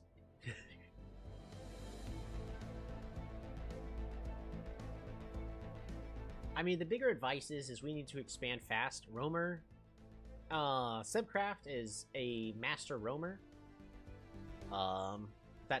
So roaming would be pretty nice. I'm doing everything I can to improve speed, but we could build off of what your leader already can do and improve your architectural improvement speed and literally station on a planet to make that planet produce a lot faster. This is I'll let you decide, or you could just live longer, because if you live longer, then in the long run, you could technically become a really, really, really good leader, just because you live longer. Depending on whatever traits, because there are veteran traits. They're like really good stuff later. So all of these are pretty good. I generally, myself, I would typically pick Roamer. But also, like, since we already got a thing in architecture, it wouldn't hurt for me to potentially min-max. Sending Horipoyo between planets so she could have that planet build up a lot faster. I would continue being resilient I would continue being resilient for the moment being. All right, cool. She picks up the resilient trait. You're gonna live longer. We will work with that. Speaking of which, do we have other leaders available?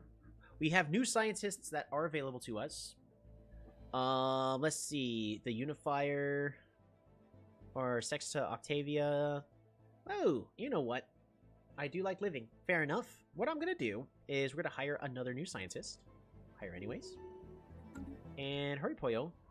We are going to go ahead and swap you out with Quinta. Dang it.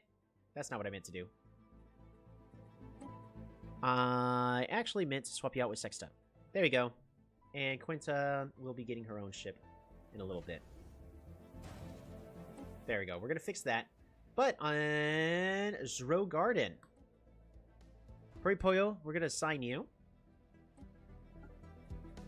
So that way, you make everything build a lot faster here. So we can get benefits from you a little bit better. We're going to go with that. Living is great. Something I won't be able to say forever. Yeah, that's true. That part is the unfortunate truth. We're about halfway from being able to get factions, because factions unlock in about 10 years. So right now we're still stuck on influence. That's really what we're waiting on, is influence.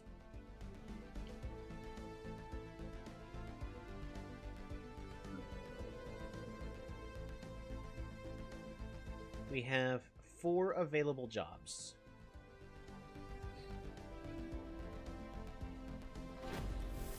Here's what I'm going to do. We're going to reduce how many farmers we got. And then have them working a clerk job. But in the meantime, I would like... I mean, the priests are good. We have all the jobs filled out here, which is good.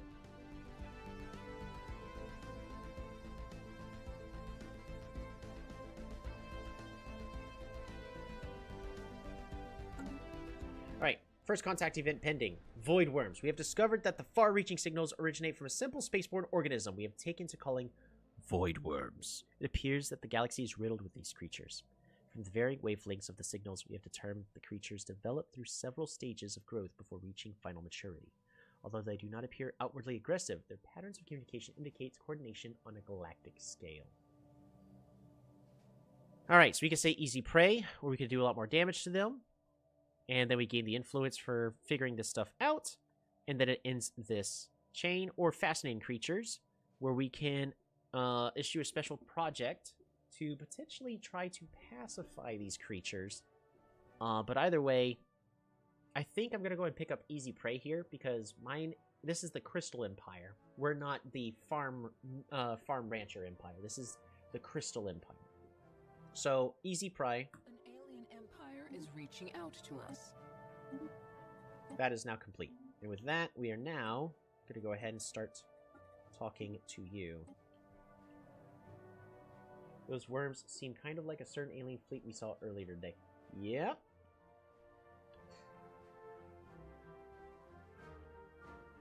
Shame, I wanted a pet. No. You got crystal pets. We already have pets at home.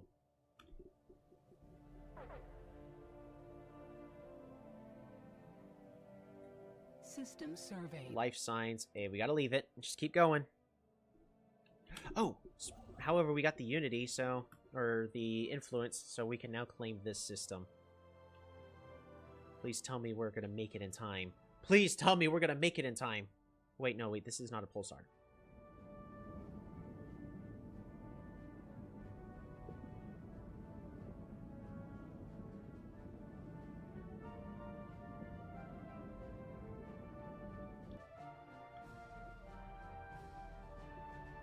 We are claiming like crazy. Yep.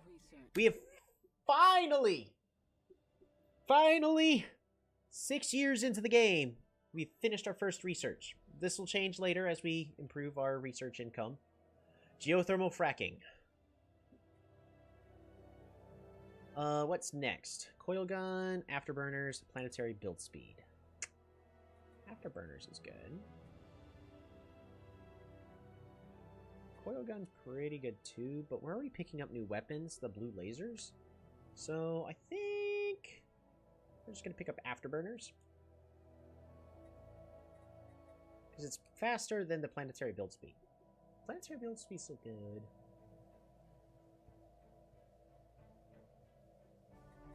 I think I'm just gonna go with the afterburner since it's faster tech for me. Science ship, alrighty. Quinta Vespina, I need you to go out there and explore the stars.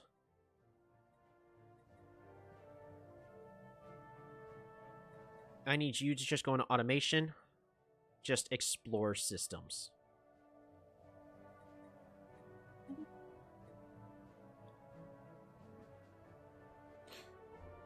I'm gonna need you to go here first. But I need her to just go out there and explore as much as possible.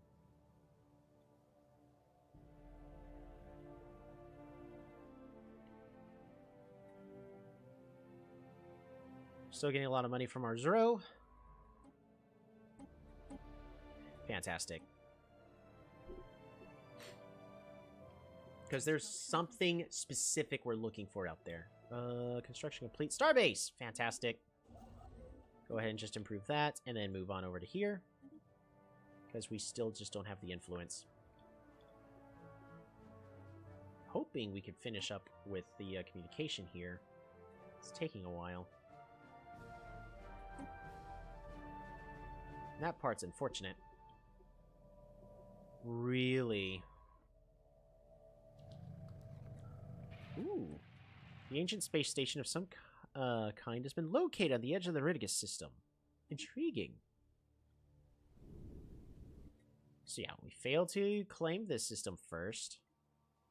This disabled gateway is going to be important later. Very important. More than likely. Construction complete. Possibly. We are surrounded. If the patterns of how space spawns is how I think it is, we are completely surrounded by a whole bunch of empires. Which is unfortunate. They have also already built a station here in order to hold us at bay. Construction complete.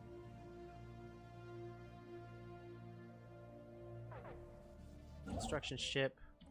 Alright, fantastic. You have now built everything I need you to. Mining station. Mining station. Research station. Research station. And then move here. Spaceborne life form encountered. What was that? Oh, void worms.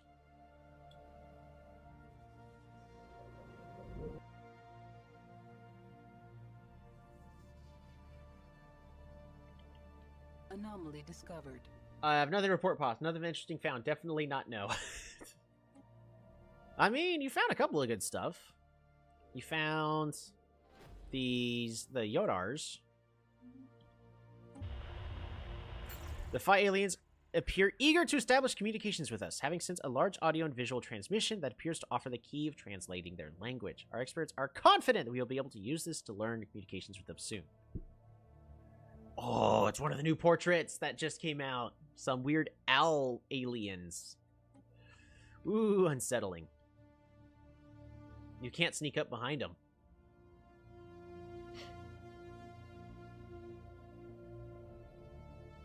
They'll just turn their neck around and go, ooh, goes there.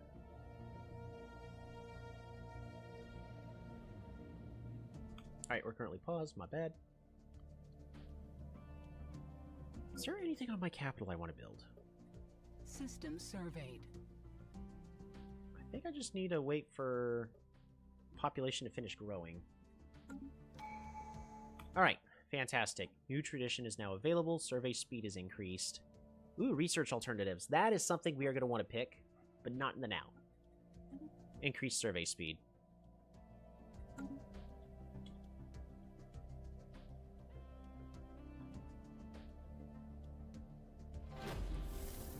What do we have here? First contact event. Keep at it. Mysterious spacefarers.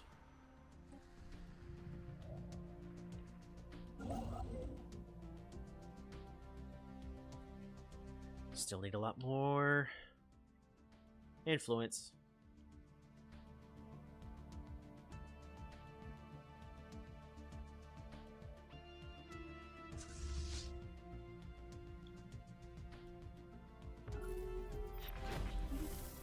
New aliens.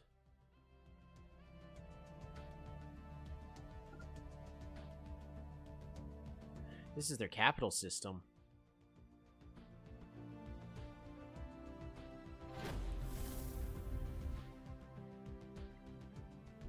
First contact event pending.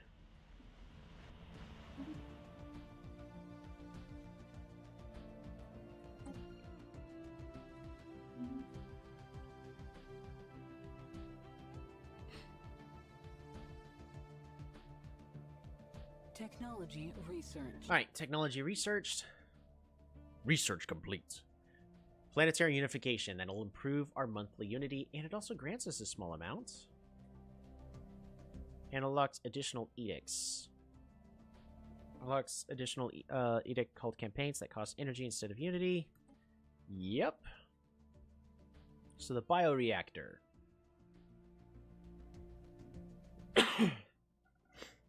We can use food to produce energy credits, which is not terrible.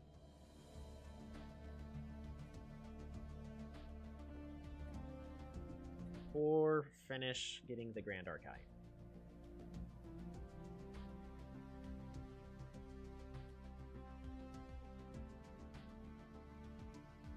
I've never seen the bioreactor before. Facility where organic matter is converted into energy at a highly efficient rate. Right. It's pretty good. That's 1 for 1. Because if I sell the food, like, it's almost 2 food per 1. So that's pretty good, actually. That sounds like something that needs research. Is that craft? How does one gain influence quicker? So influence is really just like how much power we have over our people to tell them what to do stuff, as well as our power over the galaxy. So that's why we gotta meet other people first, because that means that we've got the upper hand. And even later, in about 3 more in-game years, we will get factions, and if we make the factions happy, the people will be giving us more, we'll have more influence over what they will do. Kind of want to build the bioreactor, but I also really want to build the Grand Archive. Purple means it's rare, though, so I'm going to go ahead and just research that. We are always going to have the Grand Archive, so we already have half of the research done.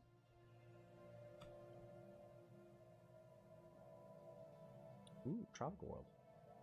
Time to look into psychology and sociology. Let's see. Nope, don't research those yet. We don't need them. Tundra World.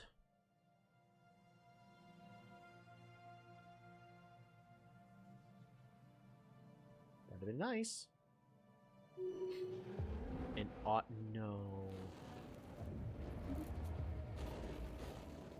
A group of investigators have found a hidden factory on Zro Garden.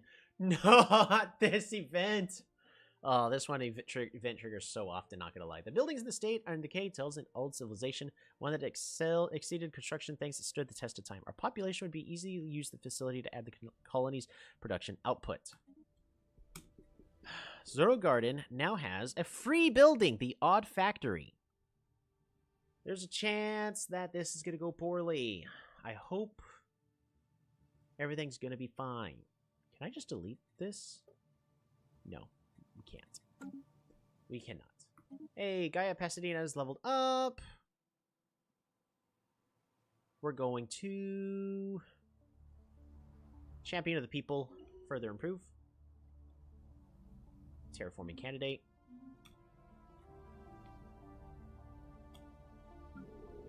We are now hurting on food.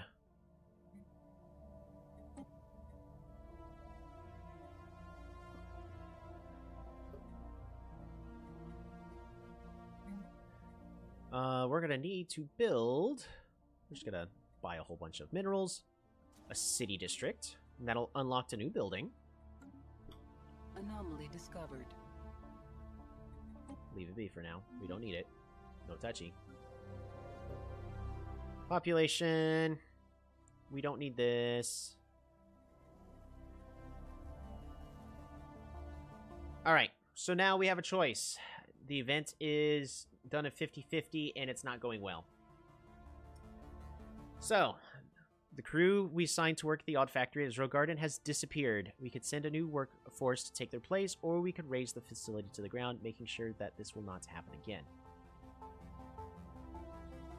We can demolish the building, which it's a good building, but we could demolish the building, or we could say it still suits our needs.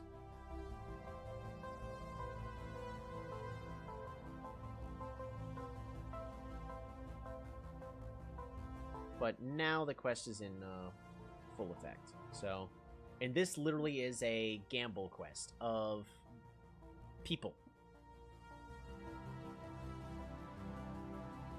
The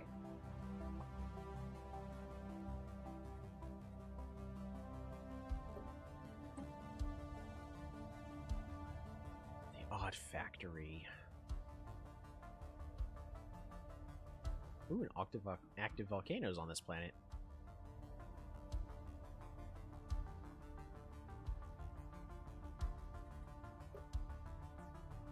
Go all in? Alright, we're going for it. It still suits our needs. We're going to press space. And we're going to say, don't work this building, please. We need people first. So we need artisans. That's going to fix our consumer goods.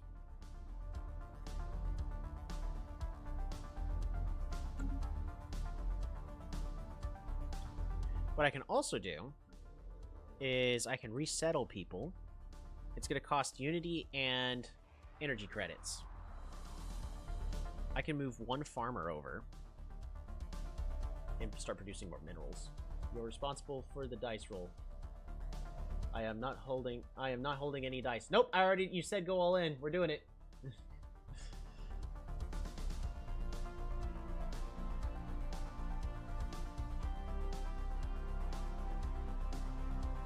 I'm gonna move a Chris Zoll over.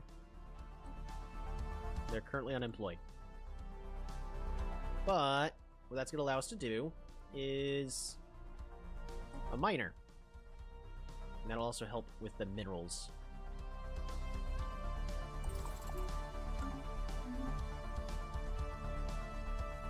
We have enough to expand over here. Build Starbase.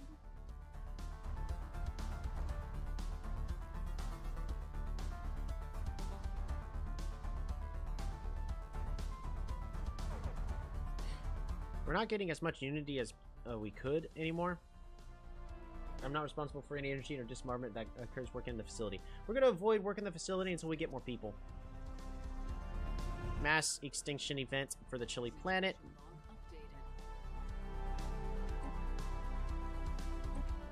I need to track that on the map. And it's not tracking on the map. Fantastic! Planetary summary. We got nothing else going on, so I'm going to go ahead and just clear out this industrial wasteland, because why not? Once we finish the city district to go, we'll be pretty good.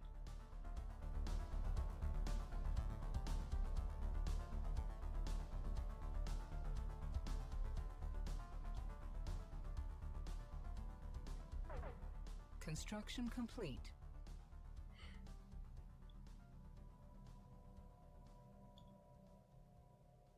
We're doing really good on resources, though.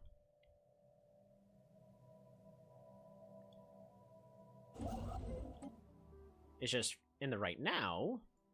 Let's see, mining station, and then move here.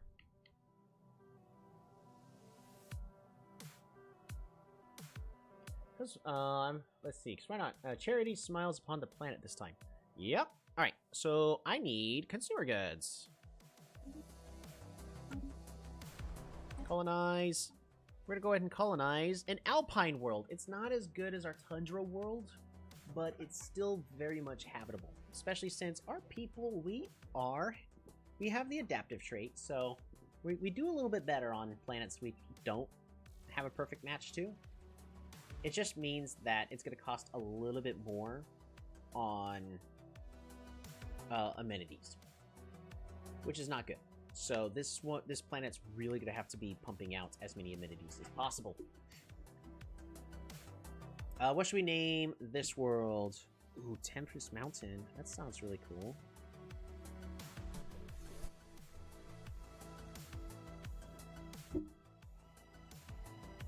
It's mostly an agricultural world.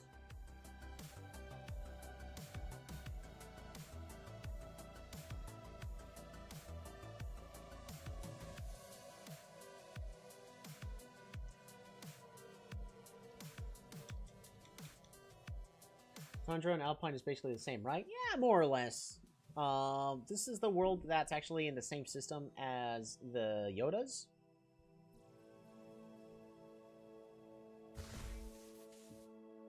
What are they called again? They're in the medieval age. The Numerians. We're gonna call it New Numeria.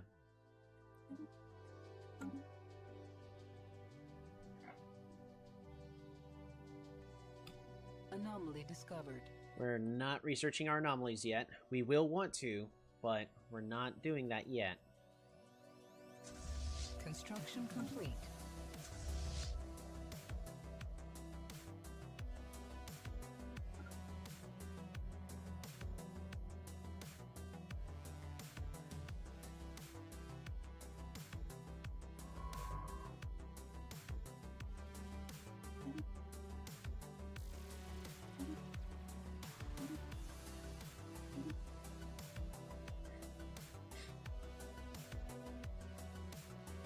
Alright, so here's what I think I'm going to do.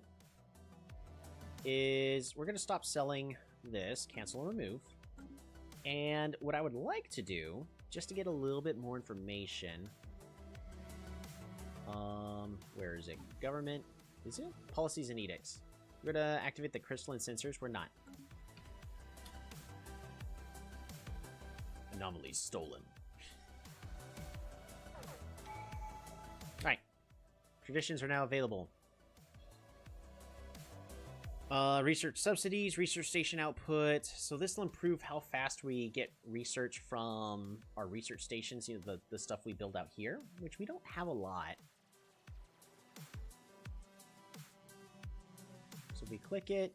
We're currently making 9 physics from that, none for society, and 7 for engineering. Research is important now. It is. It very much is. Pop growth speed. Because our colony is complete, and we're about to colonize the second planet. I would like to colonize as much and as quickly as possible. Or...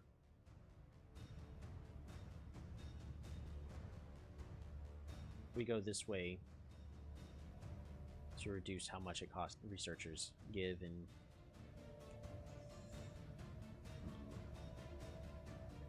I think I'm going to go ahead and go with a new life for now. Because we actually had a minor setback on Gardner because of the odd factory. We'll trigger the odd factory quest event later, but it's probably going to cost us more pops. But right now, we can't afford it.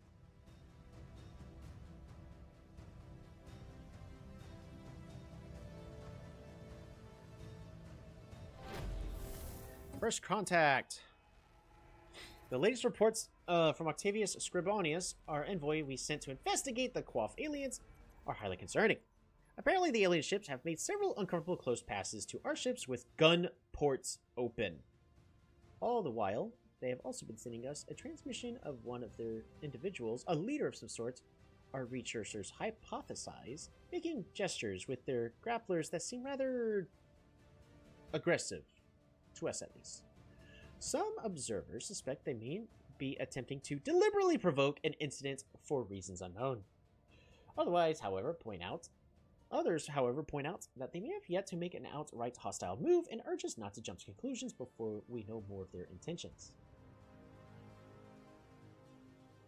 So we can mimic their greeting, or we can ignore them.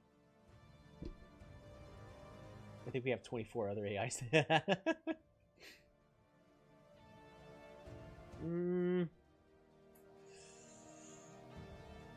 I mean, I think I'd rather ignore, because we are trying to be peaceful. I'm not set up in a way to start going to war very quickly. Peace, love, and plants. Yeah, we're just gonna ignore them. Oh, goody.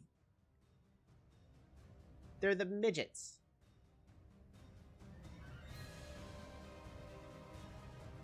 How unfortunate. And these guys are actively trying to make it difficult for us to... Kaboom!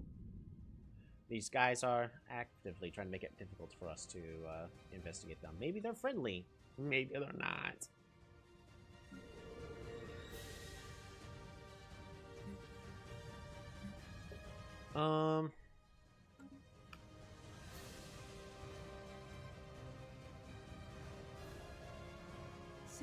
We're only 8 years in the game. We're very much in the early game still.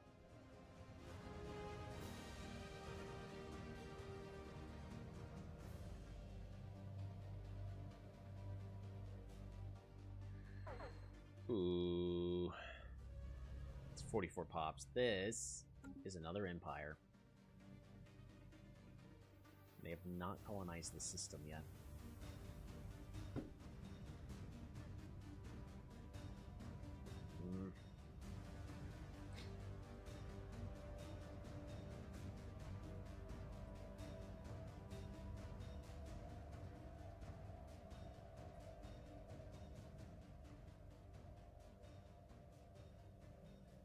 I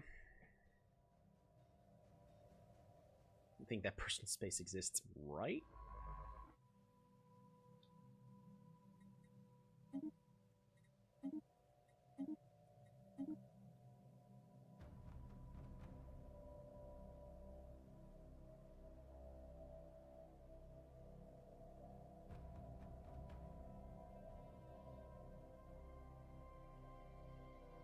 Where's my other guaranteed habitable world? It's this one, isn't it?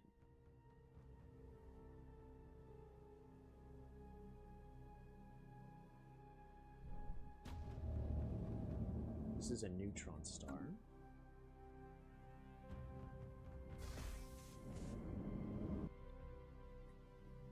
It does not look like a neutron star there, but because it looks like one of these.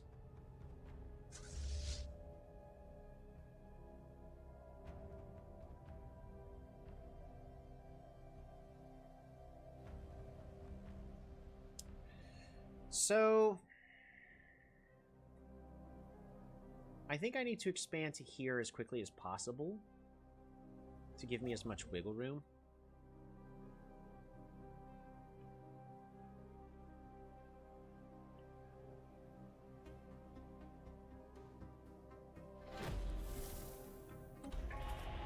Our efforts to decipher the signals picked up from the Fight Alliance have paid off. We have finally made a breakthrough. While our mastery of the language may not be complete, we have managed to successfully open diplomatic channels with the civilization we now know as the Huvan Incorporated. We gained 60 influence, able to expand a lot quicker now. And now we will find the first contact procedures easier to complete. An alien empire is reaching out to us. And new friends bring one closer to divinity. They are also spiritualists, they are xenophiles, and they are egalitarian. Ooh, ugly egalitarians. Greetings! I speak from Chief Officer Gondab and the wealthy elite of the Huvan Incorporated. We are looking for a new trading partners among the many diverse and delightful alien nations we encountered as our ships explored the galaxy. They are peaceful traders. They're a mega corporation.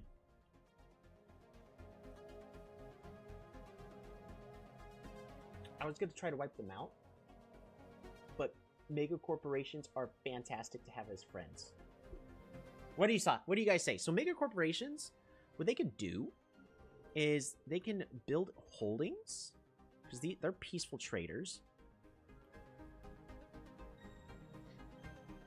Let's see. I don't exactly know about them, but these holdings, they can build up on my empire and give me some extra benefits. So, should we have some trading partners?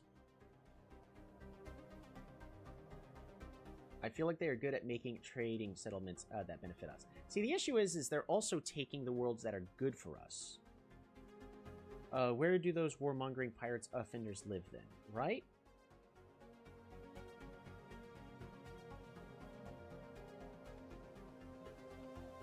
I think having a friend would be helpful.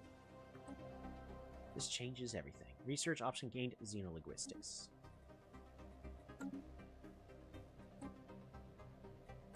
that now means that I need to figure out who these people are as quickly as possible.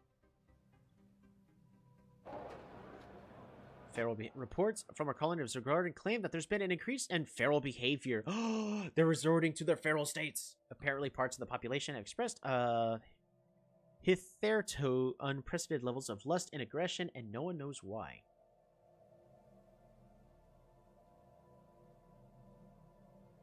Crime is increased. Happiness is decreased. Hey, but population growth speed is also increased.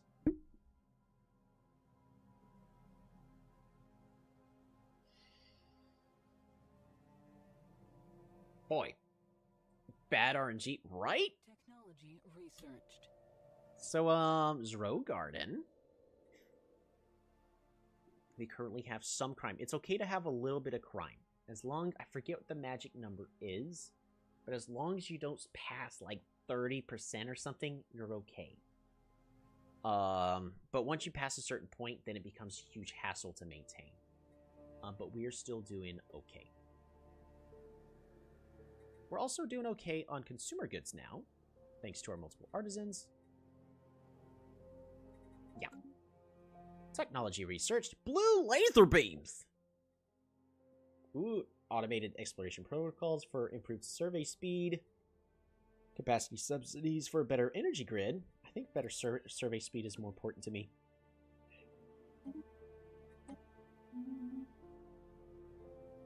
Yeah, so Zero Garden is, yikes. So, we could spend... I need the Mega Engineering Technology, which I'm not getting for a while, as well as a whole bunch of resources in order to restore this. But we have it for later. I think I'll be heading out in 5 minutes. It is almost 2 a.m. Hey, Stebcraft, I hope you had a wonderful time. Thanks for tuning in. Oh boy.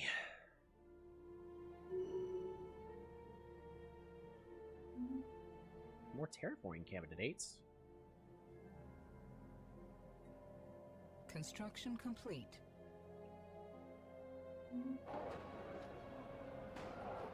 Violence on the rise. The feral behavior on Zrogarden shows no signs of stopping anytime soon. In fact, it has risen since the last report. Patrikios, violent acts happen all the time, and a large part of the population seems to be affected.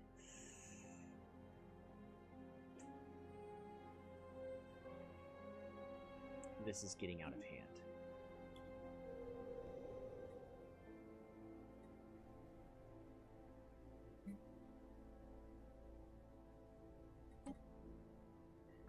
I forget. Planetary build speed is increased and improved amenities.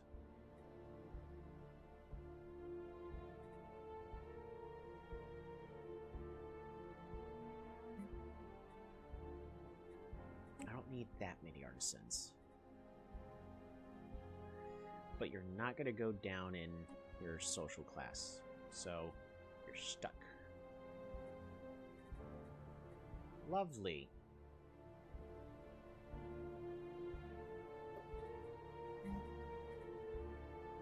I might need to build precinct houses.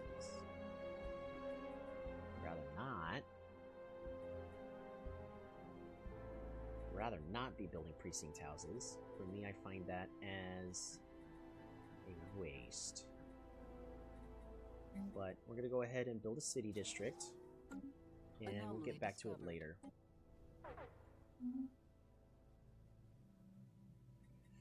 Yikes. If only I was a celebrity that could help out.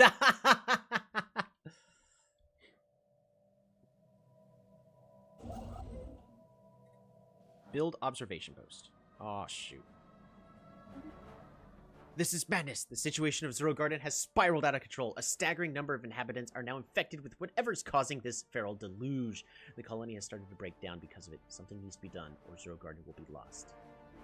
We must root out the problem. Situation log updated.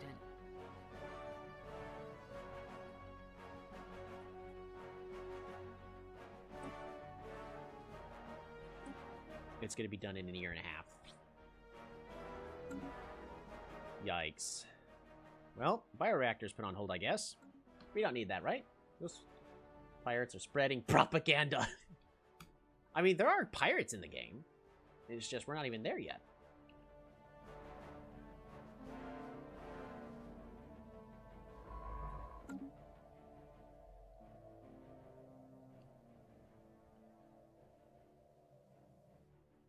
System surveyed.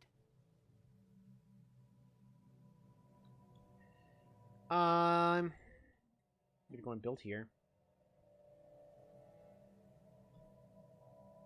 Good night, Subcraft. Thanks for tuning in.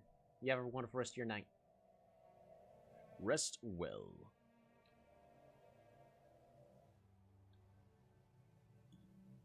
Also, yeah, I can't improve relations with you yet.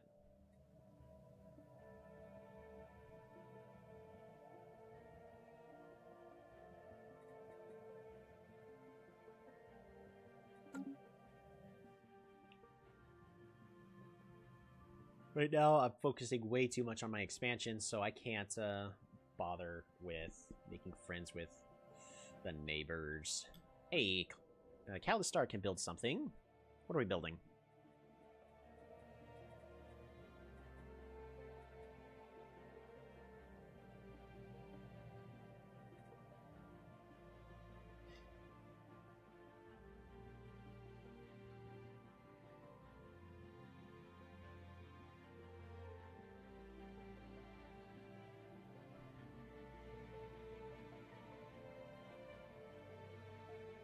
The monuments?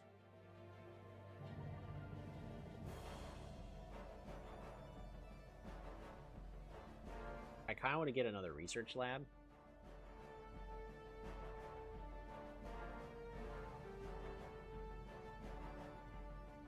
But we're hurting on consumer goods right now. I think I'll just build this monument to just improve my Unity income, because Unity for me is important.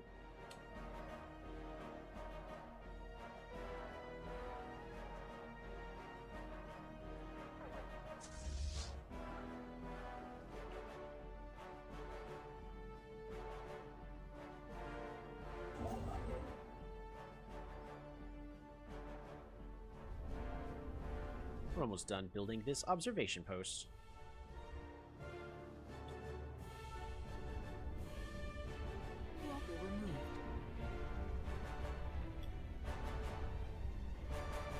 Observation post. We're just going to do passive observation. So it costs us 1 energy credit, but it gives us finally a source of society income.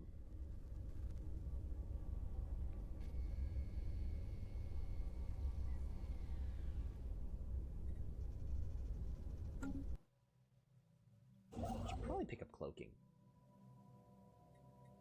Go and build here.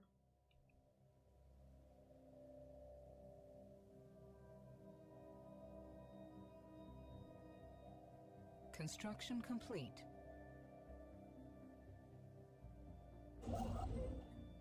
Build everything here and then move down.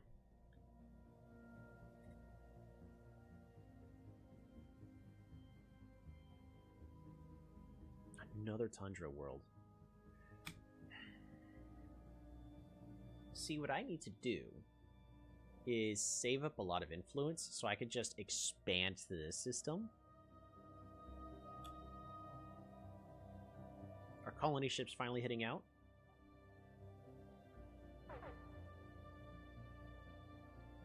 So I'm pretty certain this is supposed to be ours.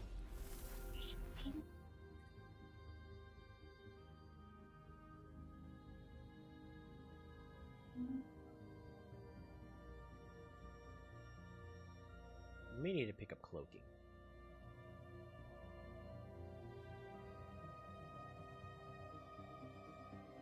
System surveyed.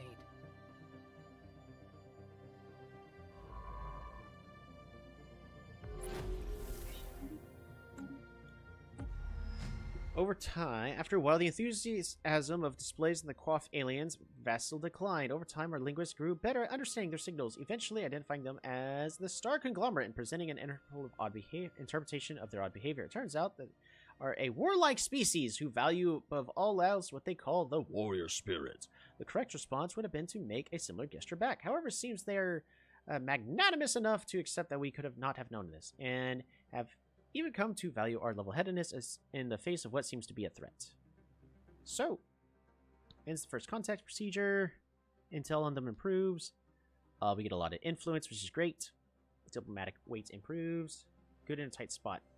An alien empire is reaching out to us. So that does give us additional influence every single month. You are a fanatic materialist, but you are also a spiritualist. Our citizens greet you in peace.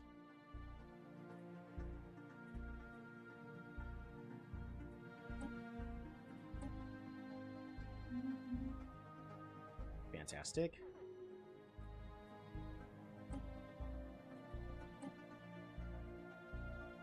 Okay. These guys.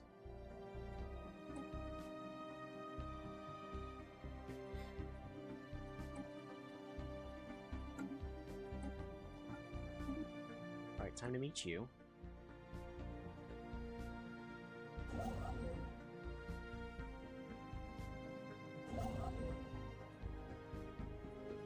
Build starbase.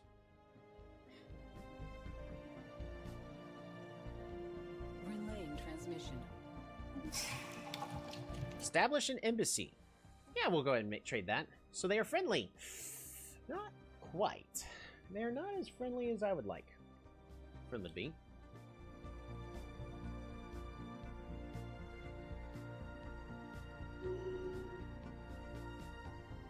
Construction complete. Oh boy.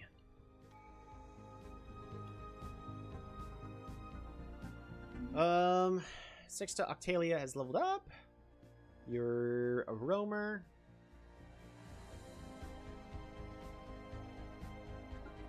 Gonna have you roam even faster.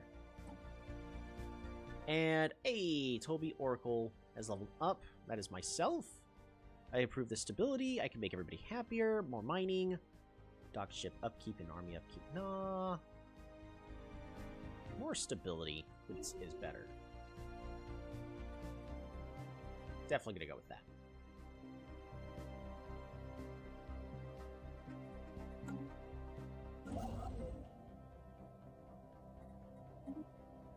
Just build everything we can and keep moving on.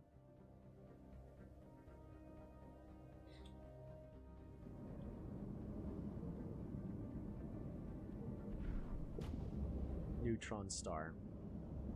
Yeah, it's a neutron star, not a pulsar.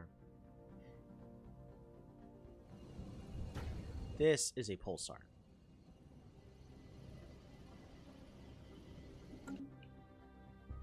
So we do need this star over here. How do we get there?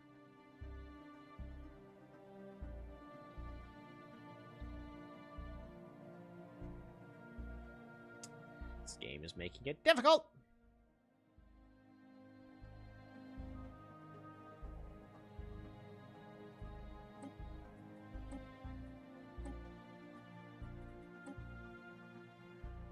Zero Garden. We need...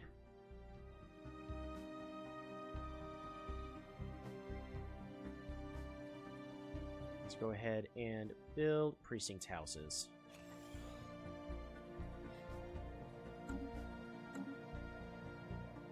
Alright, Poyo, I put you in charge of this planet to fix it!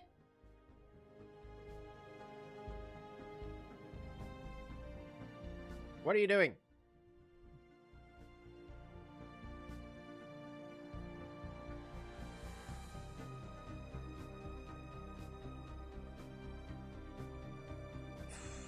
So,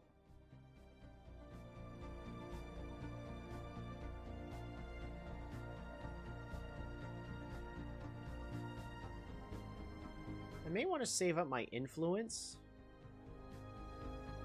in order to jump and expand over to here, so that way we can make our way to the system.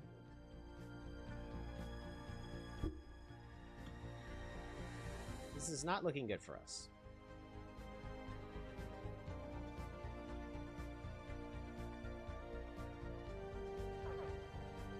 Anomaly discovered. I told you I graduated university using ChatGPT.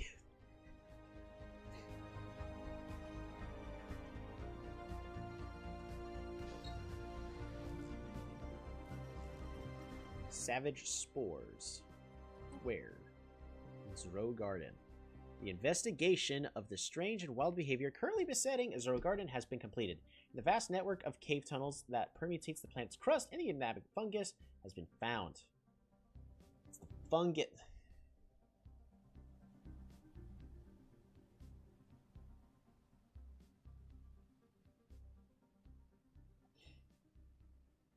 Alright, Poyo, we talked about this. It grows all over the caves, floors, walls, ceiling, and stretches out for thousands of miles. The fungus frequently releases spores that are vented out of the caves. For what purpose has not been established, but we know for certain that it causes primitive behavior in our species, releasing primal urges within. We can try to find a useful application for this phenomenon, or we can exterminate the fungus altogether.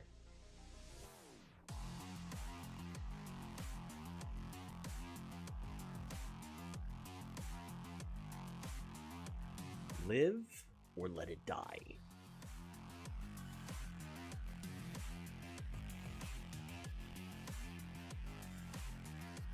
You can try to let the fungus live. The people may turn amongst themselves and lead to total eradication and termination of your employment status. If not, your life. Or you can let the fungus die. But you could be passing up a grand scientific opportunity. The choice is yours.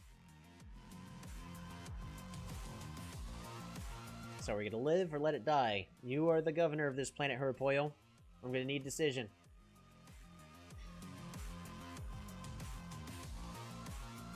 Gosh dang it, Razor's not here. So you need to properly brush all this.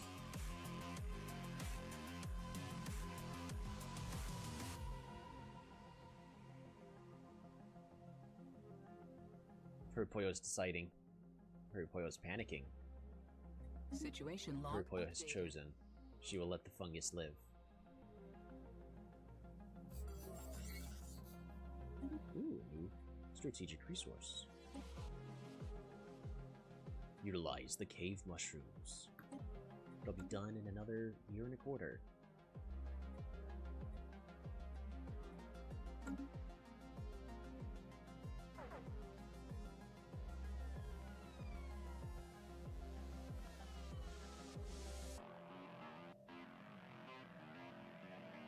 System surveyed.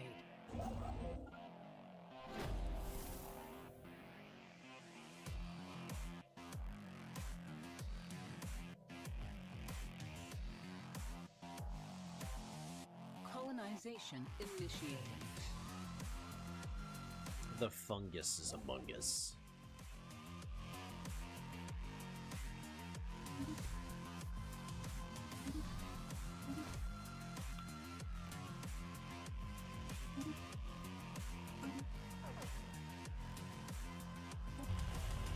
First contact protocol. Keep at it.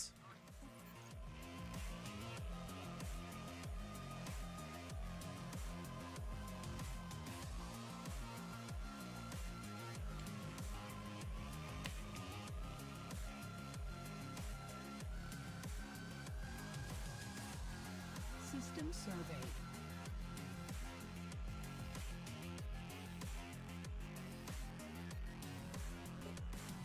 Who are you? Ooh, you're Klingons. Spawning pools? Oh no, it's a hive mind. Hive core. We're gonna have to kill these people.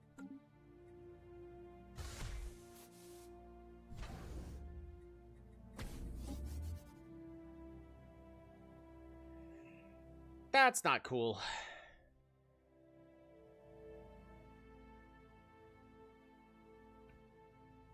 We're nowhere near the proper military strength, and we're not going to be anywhere near it for a bit. Mostly because of my playstyle. I'm a little too passive. Sectors.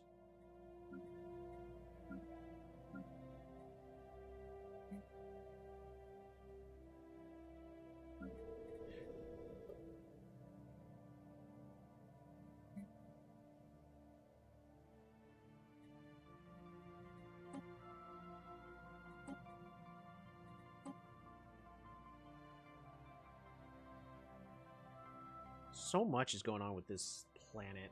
My goodness.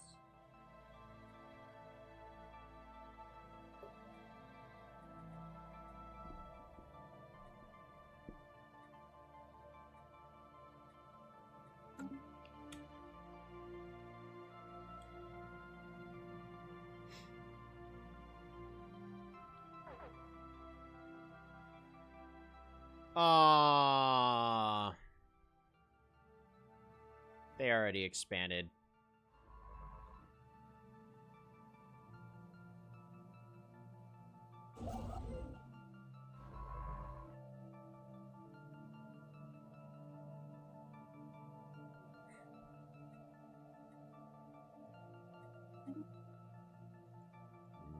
We need to survey this system. And start saving up our influence.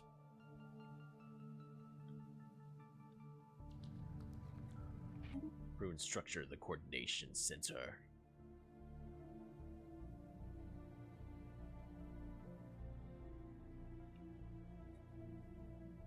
Still not finding what I'm looking for, though.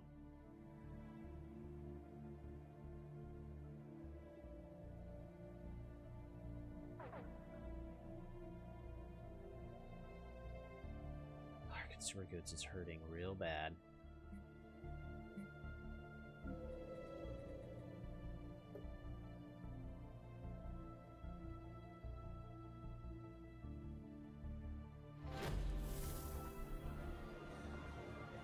Ooh, we are now getting factions in our empire, which is going to help improve our influence gain.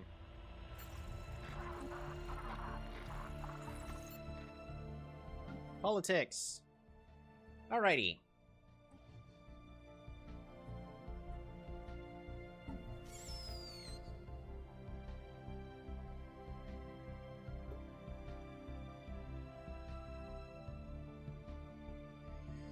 Nope, can't do anything about that.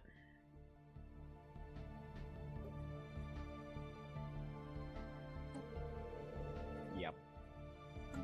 But we now have currently the Hierarchical Union and the Prosperous League. The more approval we have, the more unity it provides. Stratified economy. So if we have a stratified economy, it will make everything a lot better. Prosperity League. Restrict to defensive wars only.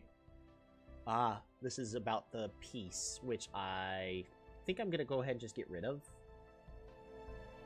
Peace is nice, but we need to switch to other viewpoints. So right now, we're doing good on this, but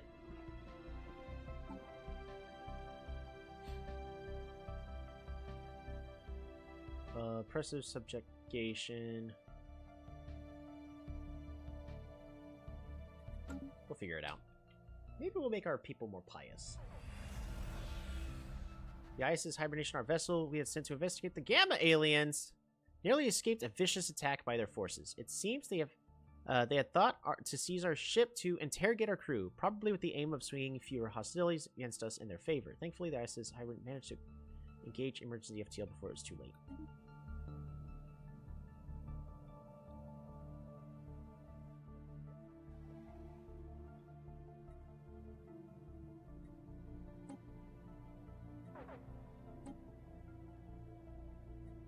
That's not good. I really don't want to start having to build a fleet already. That's not good.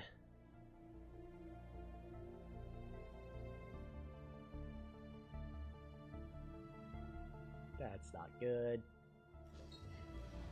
Cloud and strife. Industrial facilities have been built over the outlets of the fungus-infested cave systems. Apart from filtering and regulating the spread of spores, these plants can also convert any excess spore clouds into useful exotic gases. Population growth is increased as the somewhat randy inhabitants of Zero Garden satisfy their urges more frequently. Which unfortunately also means that the level of violence and conflict is somewhat higher than Zero Garden. Gas plant, lesser evil modified, so they're less happy, but they are still pretty happy.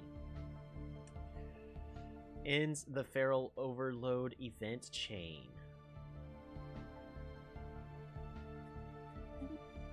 Construction complete. Zero Garden. The Zero Fungal Garden.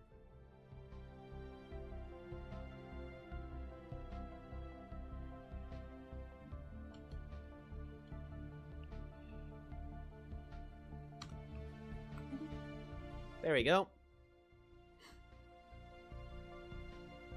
No more crime. We can go ahead and replace this building. Perhaps with something better. For now, we can actually just say, don't worry about enforcer jobs. Also, don't worry about gas plants engineers. We don't need those. We don't need those. We are going to need an industrial district, though.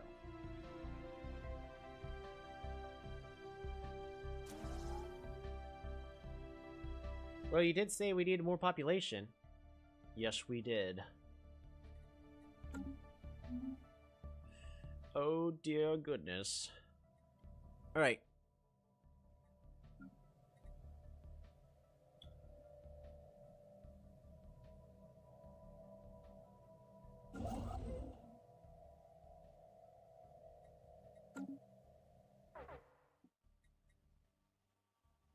You're currently in the process of upgrading, right? Okay, good.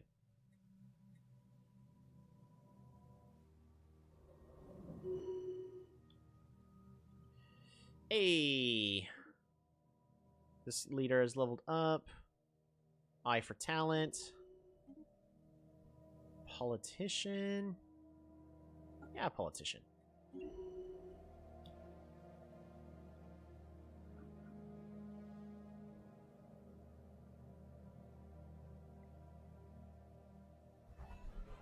New faction founded. Construction complete. So if we go here, Conclave of Spiritual Redemption. Empty shells. Basically, they want to make sure that we don't have robots. I think because of everything we're doing, I'm going to go ahead and say I'm fine with that. So, robots, robot workers, we'll go ahead and outlaw. That's going to make our pious people even happier. Ooh, education campaign, leader experience gain. Ooh, recycling campaign. Let's go ahead and activate that. It's going to cost us energy credits every month, but that's fine. And then spiritual veneration of saints. There we go. I am not a robot. I'm glad you are not a robot.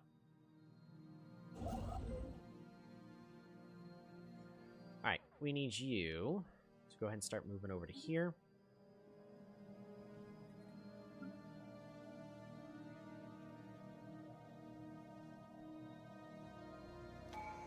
I need to keep saving my influence. Traditions are now available.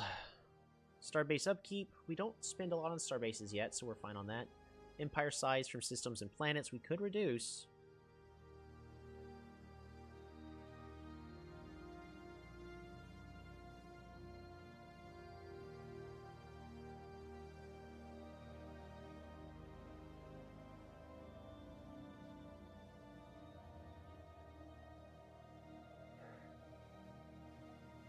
Science division. Makes it a lot easier for me to research what I need to research. Unlocks the edict research subsidies.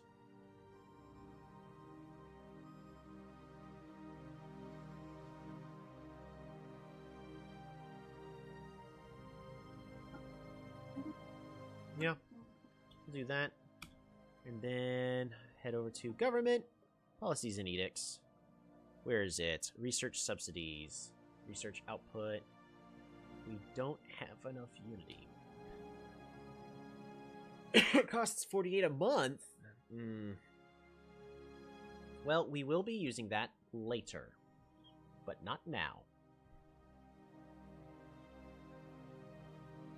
I want to make sure we have...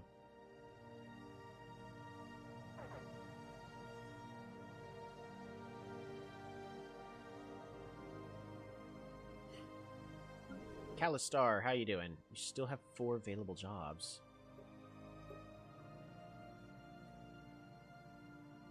System surveyed.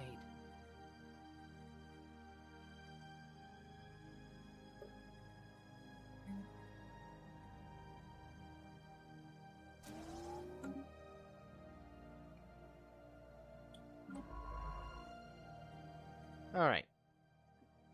I need you to auto-explore and auto-survey for me.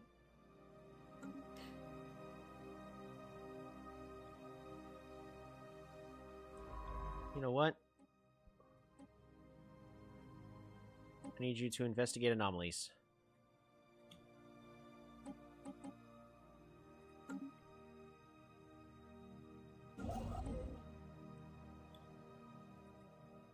Go ahead and build this station here.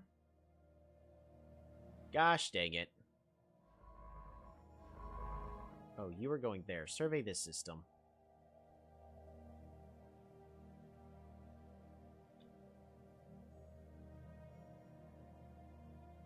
Man, it's going to be very expensive influence-wise to just jump over here.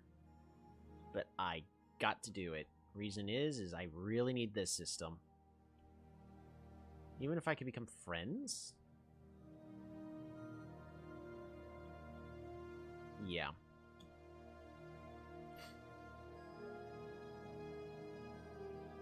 Planet colonized.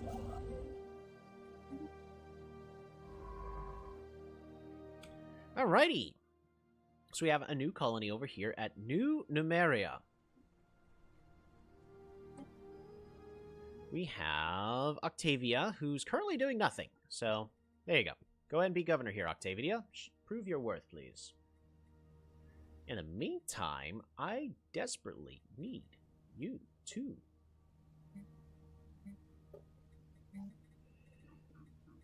build civilian industries again. Because we are hurting on consumer goods. Oh, it's going to be like that for a bit.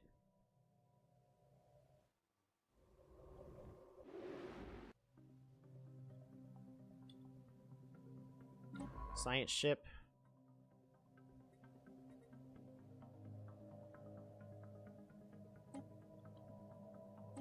You are going to be the ones who run around everywhere and investigate the anomalies.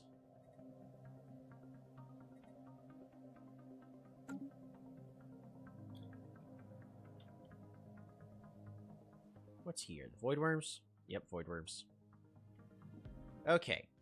So, what I need is to save up a lot of influence, because we can jump and build all the way over here, but it's going to cost us pretty much influence for, like, building 4 times. So we need 20... We almost need 300 influence. Yeah. No, about, like, 270. Comet has been sighted. Ooh, more unity has been gained.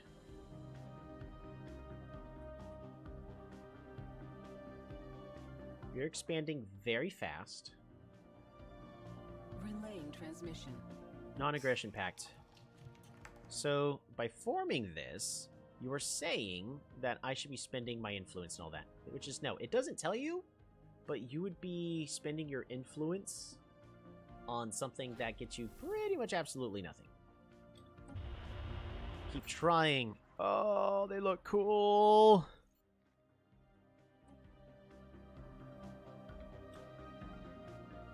Alright, keep researching what they're trying to say. A Zrofungan. What can we replace these precinct houses with?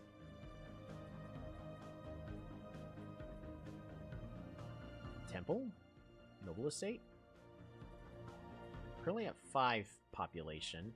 Would like to have more. I think right now we're just fine. We don't have to build something there.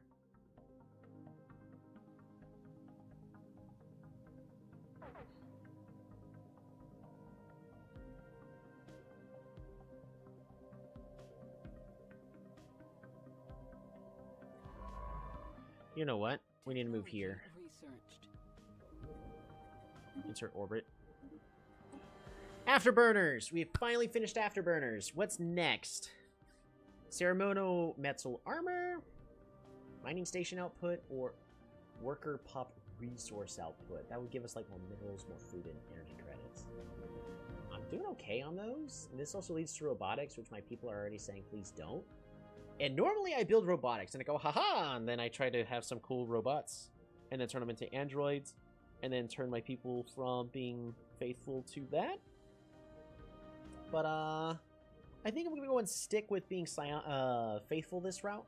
This game, we're just gonna go with 0G refineries. Anomaly discovered.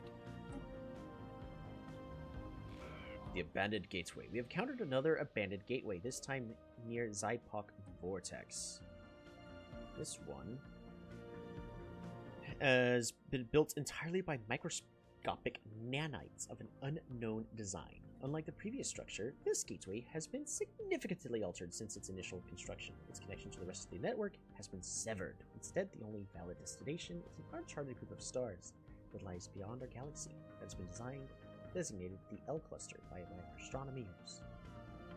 Though the gateway emits a faint power signature, it has been deliberately locked into some kind of maintenance loop that prevents its activation.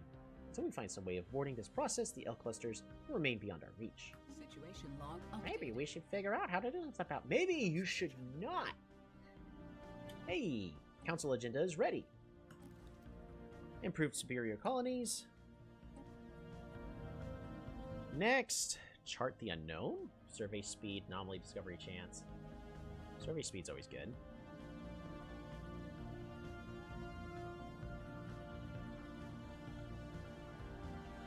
Could expand the council.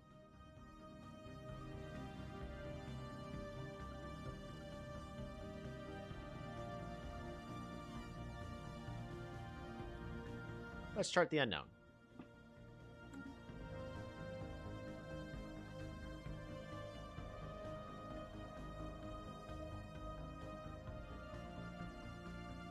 Construction complete.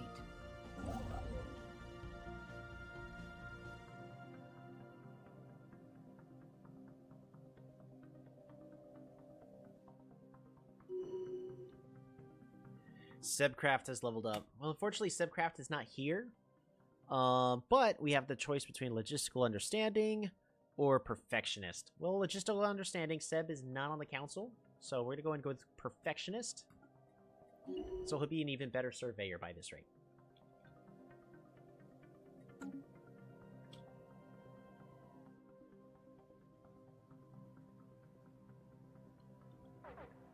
The thing I'm looking for, I still haven't found, which for me is very unfortunate.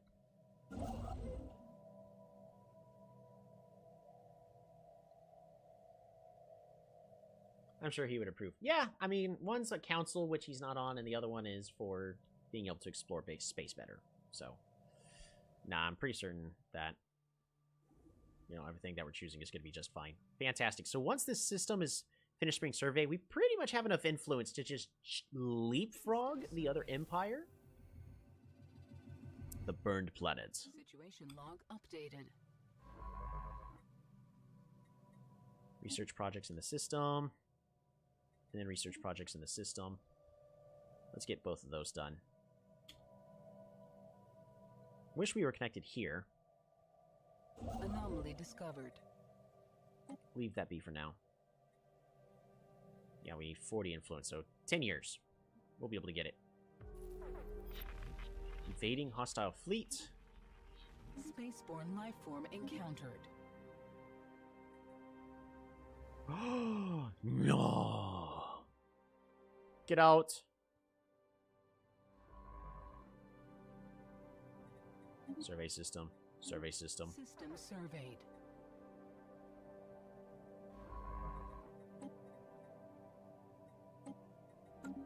Right. Can we...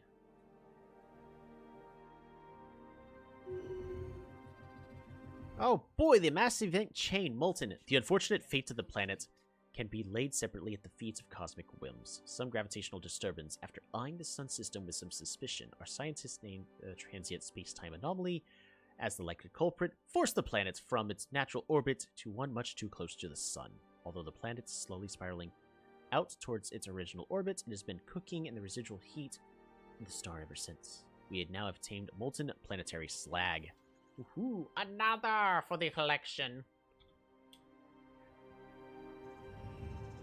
The broken planet. Situation log updated.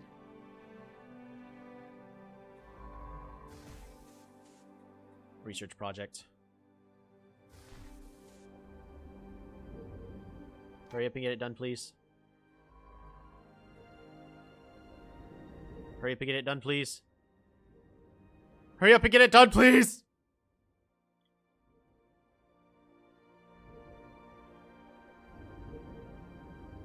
I need it! Leave be!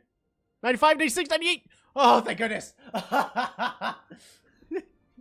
They're building a space station here to claim it as their own, and that would kick me out of the system. Asteroid. The asteroid is an actual chunk of what was once habitable and probably inhabited planet. Regular from overlapping fracture patterns indicate that the planetary demolition was intentional and controlled and somewhat rushed. One step closer to a 3-star cooking system. All signs point to the planet being the homeworld of whoever species destroyed it. Evading hostile. And look at that, immediately kicking me out of the system.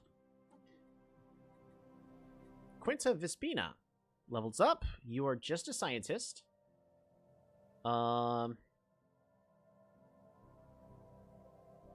Perfectionist. To actually get a thing from it.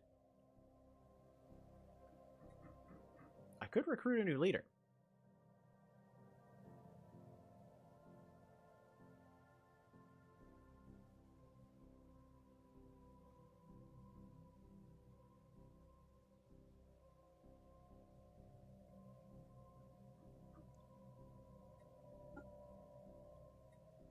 Subcraft, where are you at?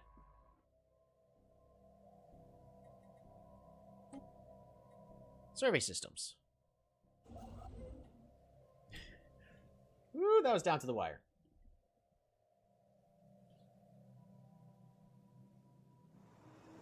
Missing scientist, huh?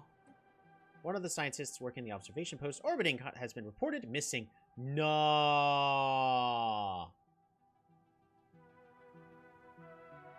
No. She was taking part in a covert mission to collect plant samples from the planet's surface, but did not return to the shuttle with the rest of her team. We have been conducting a limited search as to not alert the pre-FTLs, but so far no success. Keep up the search, please.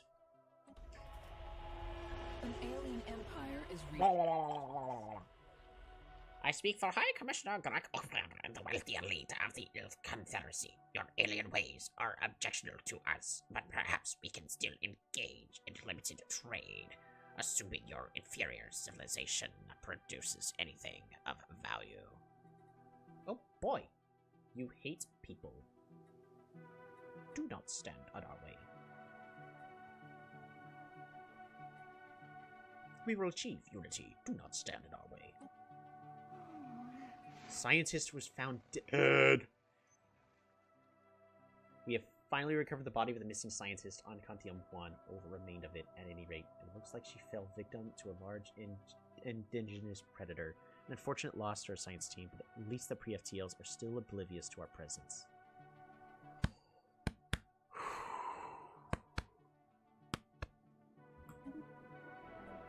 I was worried there. For a moment.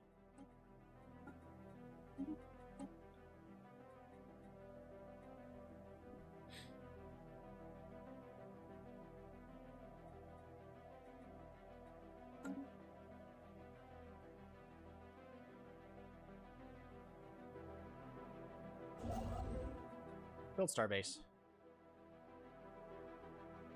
Oh boy. There we go.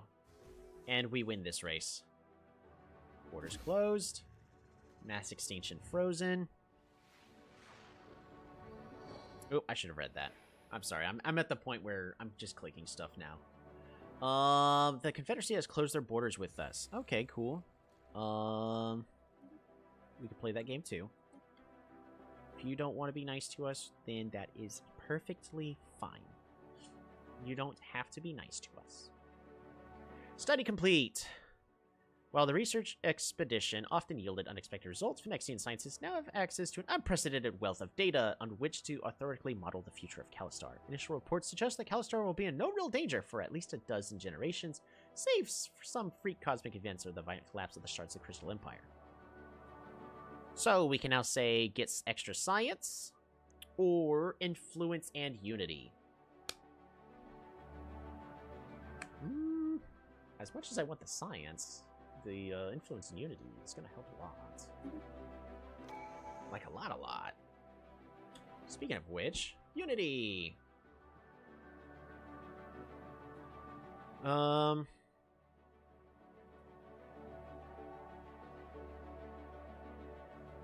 Empire size from systems and planets.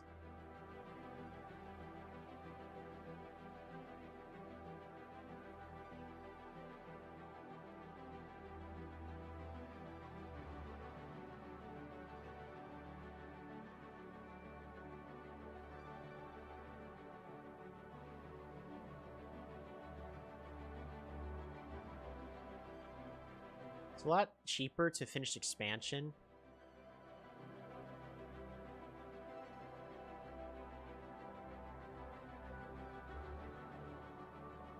I think Discovery is going to be better for us to finish first. Alright. We just have to keep trying. They are not happy with us. Our attempts to learn more about them have been in vain. We were easily able to access with some things, but they have been elusive. So they are specifically trying to avoid letting us contact them. Hey, New Numeria! You have people...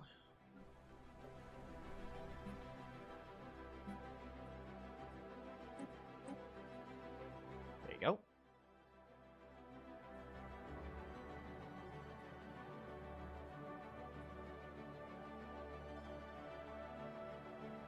Planetary build speed, thanks to superior colony support.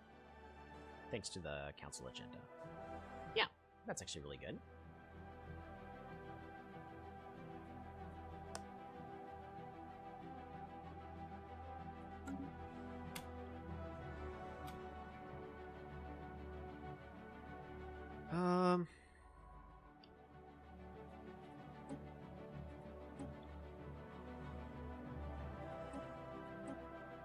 Investigate anomalies.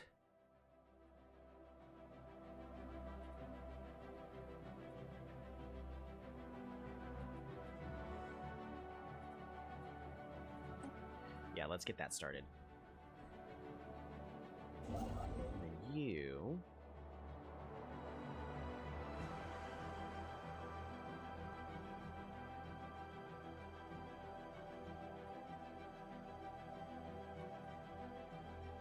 We're going to go ahead and expand to here.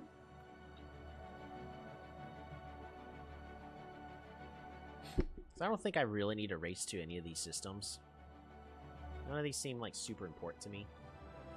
But I am wanting to expand out here as quickly as possible. Survey speed is increased. Fantastic. This now gives us 4 options. Why 4 though? Well, it's because we picked the science division, improving how many techs we can choose from, making it easier for us to find the stuff we actually need. So that's going to be helpful.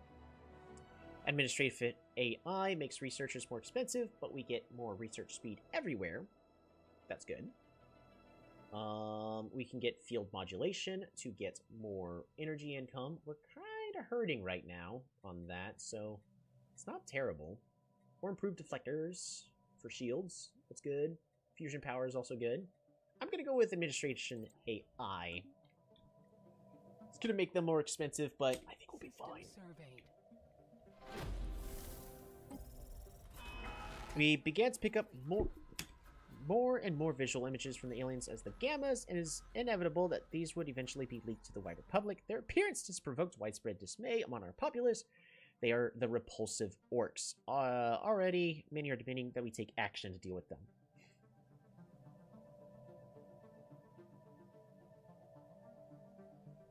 We can improve xenophobe ethics attraction, because people are not liking these. So, I'm going to go ahead and do that.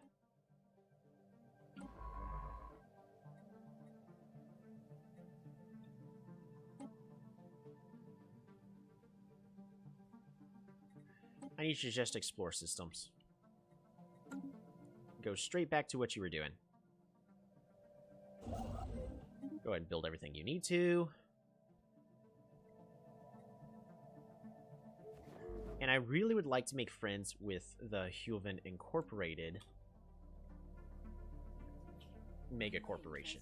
I know, we're completely guarantee independence. We're going to decline, even though they're overwhelming compared to us. Alrighty, so what do we need to do about that? We need to think about building up a fleet. That's going to consume so many energy credits and alloys. I am not looking forward to that. I think more importantly so, we need to go ahead and build this spaceport here.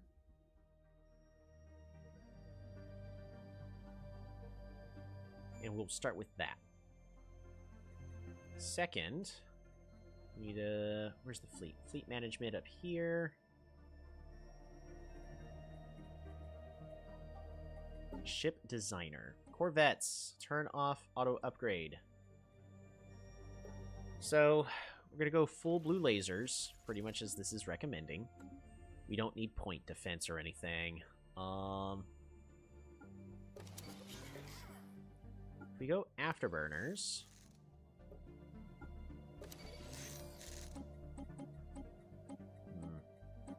I actually need a better fusion reactor. So I'd rather go with armor for now. And afterburners.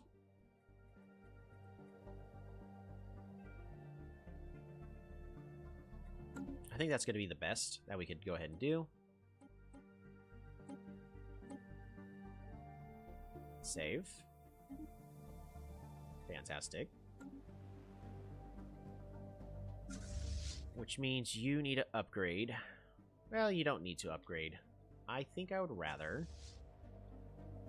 until we finish getting this system, because you actually need to just survey straight to here.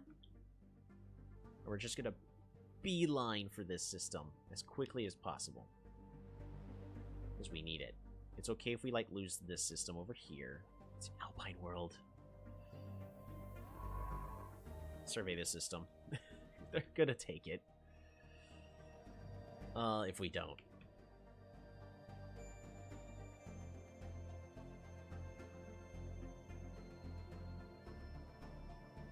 Is there anything else I could do? I don't think so. I think we're just waiting at this point.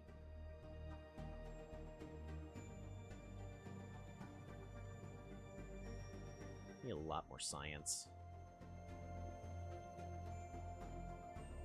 Alright, we're doing okay on consumer goods. That part we're doing fine on. So, what can I do to fix this?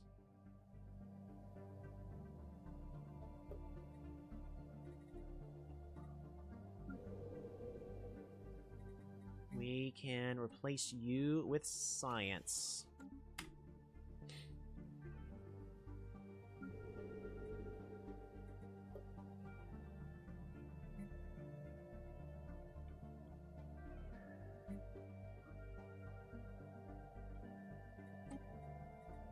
Anomaly discovered. Leave that be for now. Alright, now we're fine. Ascendant's Octavia has leveled up.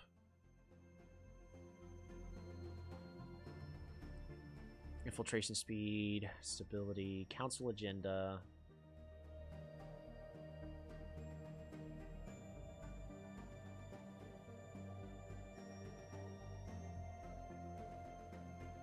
think Octavia being a better politician would be good. I could also just get more pop growth speed.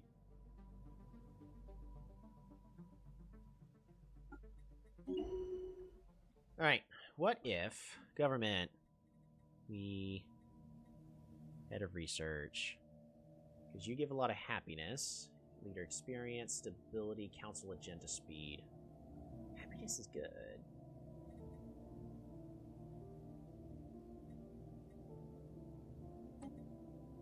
You can only swap with another scientist, and you're the only good one there.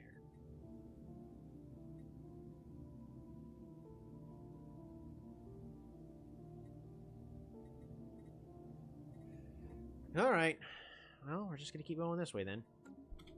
Anomaly discovered. That be for now.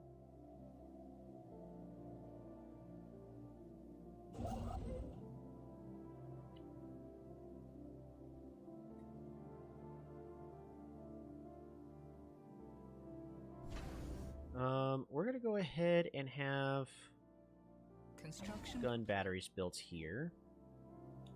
And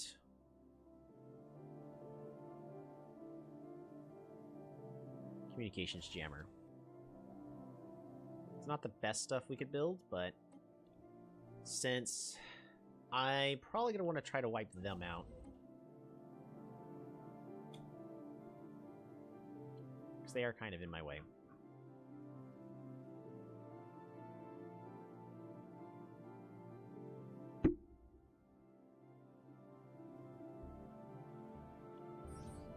Mummified pilot. Ooh.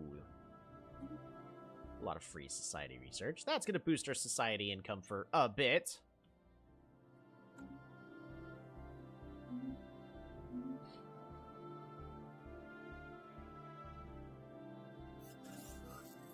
Pre-sapient species found.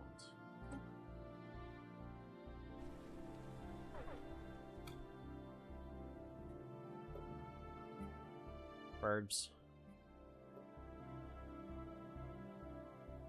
Natural beauty on this world. That'd be a fantastic world for us to colonize.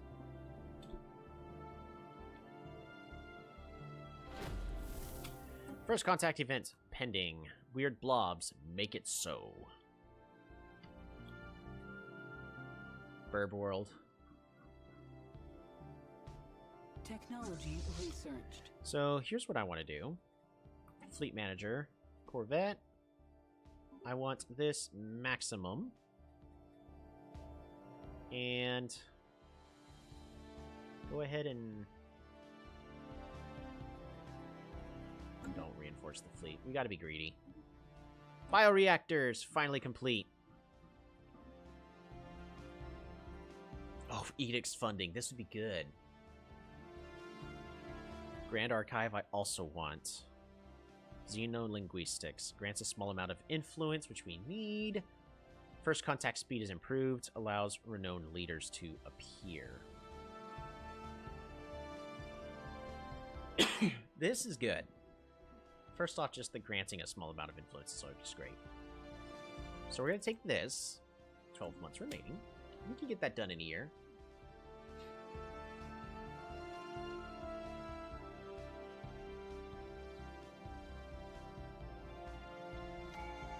System surveyed. Leader pool size, leader experience game. We're gonna make our leaders level up even faster. Because I like having powerful leaders. Construction complete.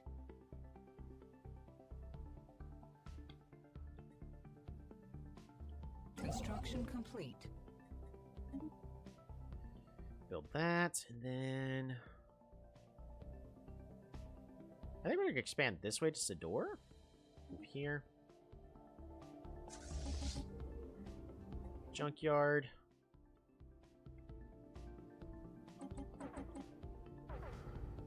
The Tianki!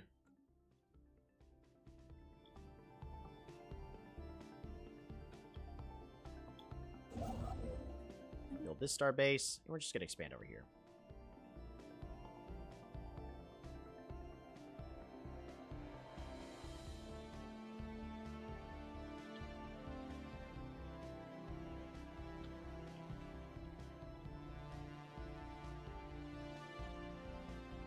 We got to worry about terraforming later. Terraforming will allow us to convert planets to be something that's more habitable for our species. And right now, we're still going with just the one species. So, Once we finish Faith in Space. Fossils discovered in New Numeria. Ooh. All the way over here in New Numeria. Fossilized remains from several different species that do not appear to have been indigenous to Numeria have been found in a large and secluded valley in the moon. They all date from roughly the same time period with the span of a few centuries, some 3.6 million years ago. Each of these species seem to have evolved in its own unique biosphere, and all appear to have been sapient. Strangely, every fossilized individual found so far shows signs of having met a violent end. Curious. System surveyed. We will want to start digging everything up at some point. The Gamma Aliens. Our efforts to decipher the signals picked up from the Gamma Aliens have paid off, and we are finally able to open diplomatic channels with the civilization we now know as the Farine Consciousness. Remarkably, they appear to completely lack the concept of individuality that is inherent to the Phoenician species. Indeed, the individual Farine drone has no free will or thoughts whatsoever and is a mere pawn of the hive mind. Far from chafing under such tight control, our researchers speculate that the Farines have evolved to depend on this collective intelligence and would not be able to survive without it. So, we could say we will study them and open learning them, make our workers even better.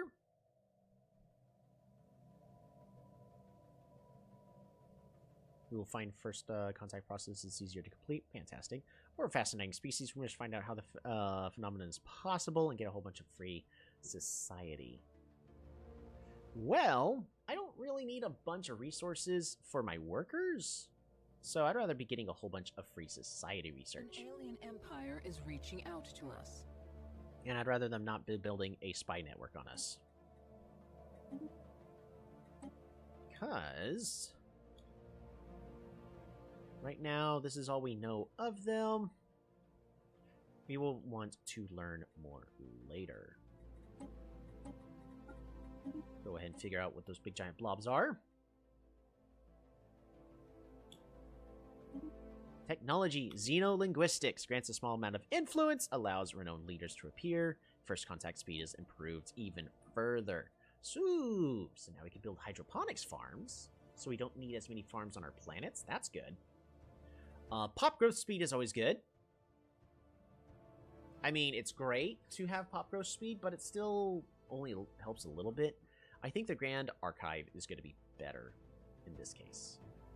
Even though it's going to take a while for us to build it, but we'll be able to get a lot of nice bonuses from it once we do.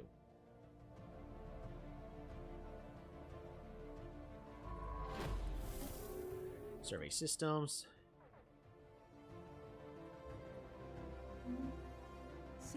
Oh, they closed their borders with us. An alien empire is reaching out to us. The Diviners, let's see. Picked up a range of, could be described as giant heat blobs. The Diviners named them Tiyanki. They are sacred and peaceful spaceborne life forms that roams from system to system, feeding on gases common to the upper layers of the many gas giants and rarely showing any signs of hostility. We gotta keep it respectful distance. But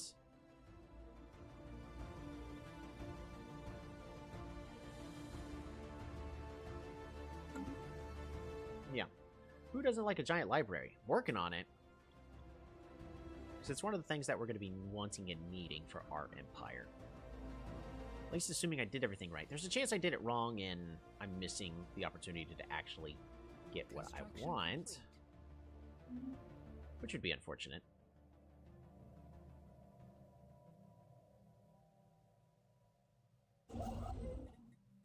Build everything there. And then expand over to here. Ooh, a rivalry has been formed. Oh, it's a big savannah world. Abandoned amusement park. So we found an abandoned amusement park on a planet. The structures are not as old as we first believe. It is a playground or amusement park of some sort. Science officer Gaia Pasadena notes that many of the contraptions are highly complex creations that we can learn much from, and that. From the builder's alien point of view, this might have been a cutting-edge sensor array or even a gigantic art installation. Regardless, to us Phoenicians, it looks mostly like a place where you would take a young and let them amuse themselves. We also get the spiraling attraction and more science! Look at that.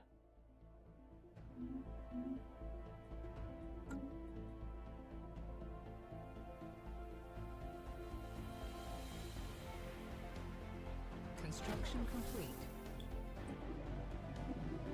Upon entering Benzar, our sensors picked up strange readings, dismissed from glorified asteroids, quickly changed towards discover these reactive in our movement. Oh, did I find what I was looking for?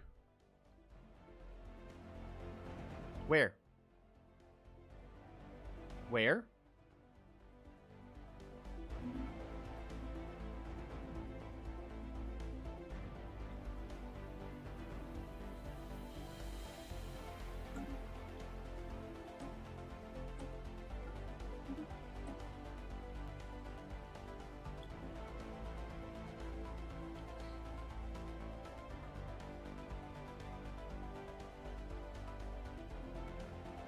Where? Oh, New Numeria needs assistance. So what are we lacking?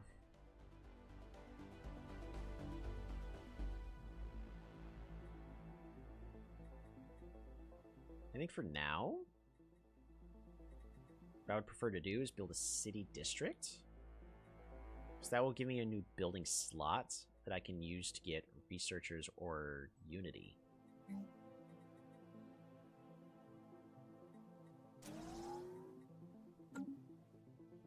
Because we're doing fine on consumer goods. So that's what I'm going to do for now. And when it comes to the population... There. Fixed. Even better off now. Anomaly discovered. Leave be.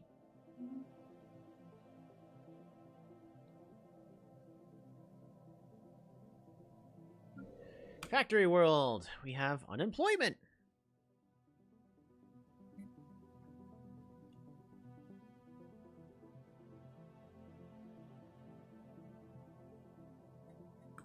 One miner.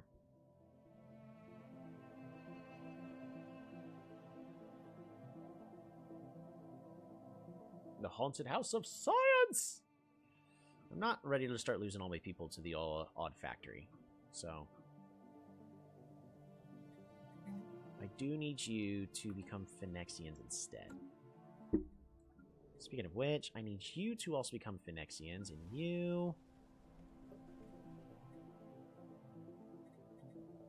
on New Numeria. Also need to become Phoenicians. It does slow down how fast we get in pops, but event chain, rise in the manifesti. Carnival protesters. Protests are springing up across Calistar.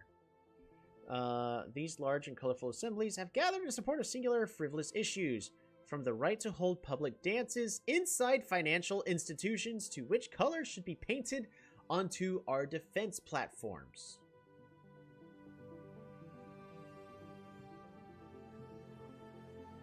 The protests are not violent, but they are noisy. Some of the civic services from Calistar have been placed under strain by the disruption.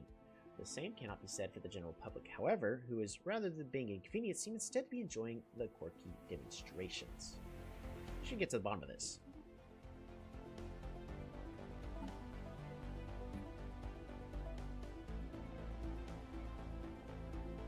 Rise in the Manifesti. What the heck?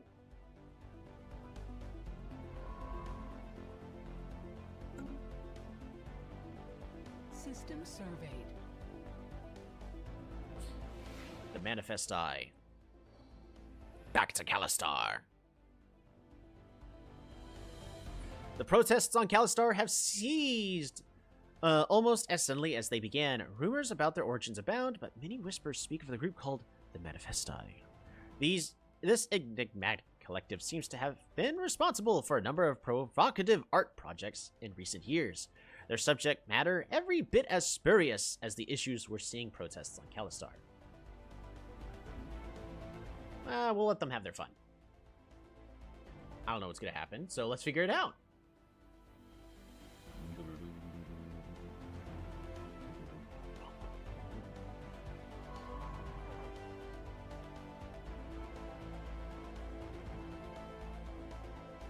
System surveyed.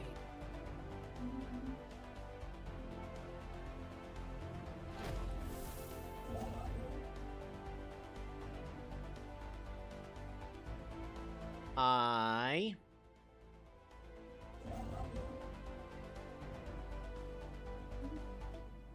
am going to go ahead and build another construction ship.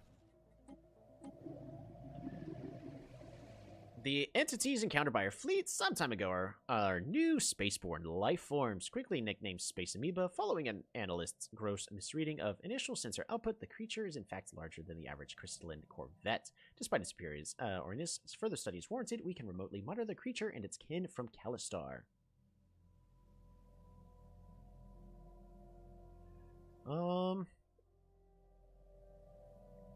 We can learn. I'm gonna say we can learn to coexist. An alien empire is reaching out to us. With that, we could then do the amoeba pacification. It's gonna cost us a lot of silence. It's gonna be a while.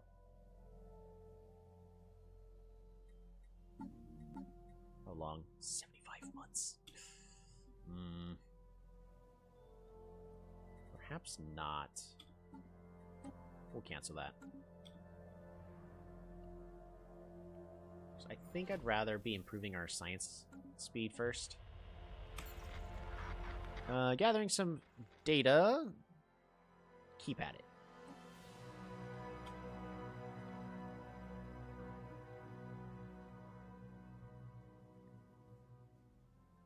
Okay, so we're doing fine on pretty much all of our resources. Construction ship, you're now here. I need you to build us all the way over here. Researched. Zero mining stations! Construction complete. We now have access to carrier operations, space torpedoes. I typically like going with carrier stuff.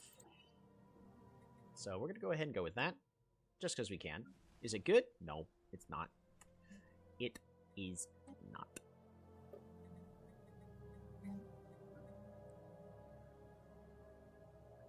Research labs. Research labs or Unity? We really need more research labs.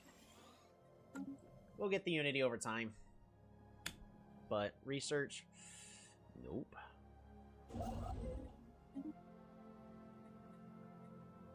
Do I want to continue expanding over here? Hey! The Habitable World Survey. Basically found enough planets and we went, yep, we could live on them. Fantastic. Energy credits and society research has been gained.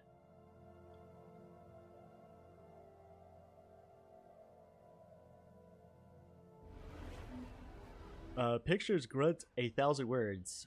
Rise of the Manifesti. A subversive dialect have taken root within our art centers and educational institutes. Its origins lie in another project penned by the Manifesti. Linguists note that the so-called group of Urslurp speak. All words relating to our economy have been replaced with expressive grunts. More worryingly, in many colorful insults, all seem to have derived from the names of prominent military figures. This has drawn formal complaints from the individuals' families. Understandable. We'll keep an eye on it. So I understand about your frustration, but we are fine for now.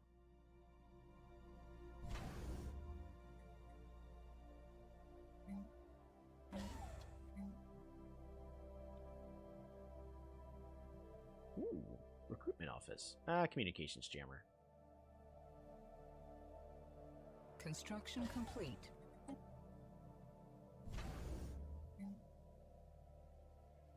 Interstellar recruitment office. The next question. Next, we don't need them. So I go ahead and just get these alloys.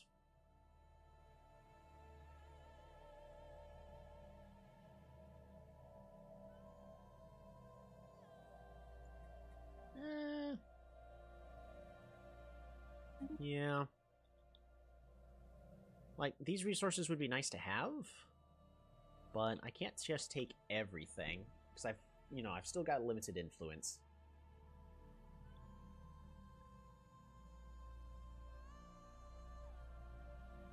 I'm really curious why I really don't see... Oh, right, because they're in a nebula. Leave that be for now. Mirrors brightly. Ooh. Rise of the Manifesti. The Manifesti have unveiled their most public exhibition to date. A new and extremely popular interactive experience on Callistar invites visitors to manipulate reflections and images of themselves and create distorted collages of political figurines, some from other galactic empires. Critics herald these pieces as casting a necessary and harsh light upon our sense of self. The exhibition has also inspired a number of other satirical works, both on dominant issues on pan-species relations. Debate amongst our social refineries is lively. More conservative voices urge caution. A bold statement for more research, as well as we get some peace, or we can shut them down. Nope, or just take it. I want this thing. All right, give me one moment.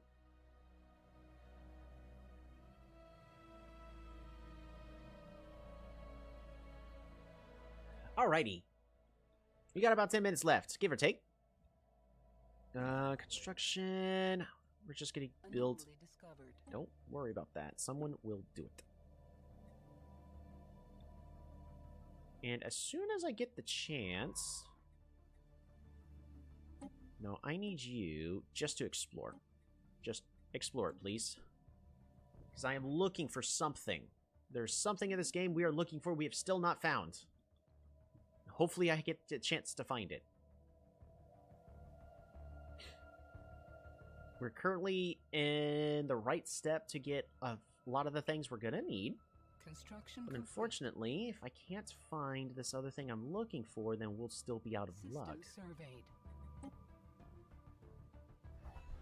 Rise of the Manifestists. Rumors abound that the new faction may be formed, inspired by the so-called Manifestism. Its proponents speak of contradictory and bizarre causes, such as free movement of rivers and greater personal autonomy for munitions. Existing factions complain that their own events are being disrupted by these Manifestists, whose spurious queries are interfering with acts of everyday governance.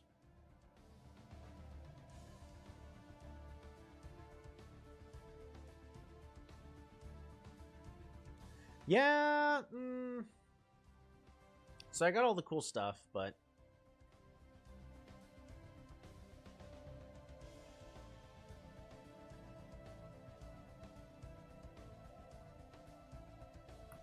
I'm going to try to root them out.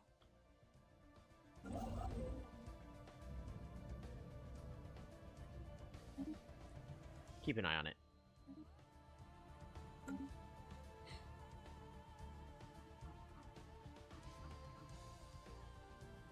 If the game even goes. Faction founded. The Manifesti Palette has been founded. Alright. They're all about individualism, which is completely against what we are trying to do here.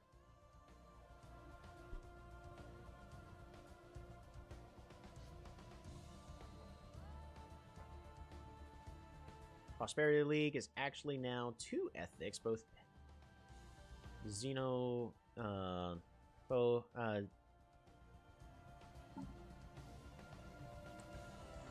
interesting. I am going to want to get rid of the Prosperity League support, however.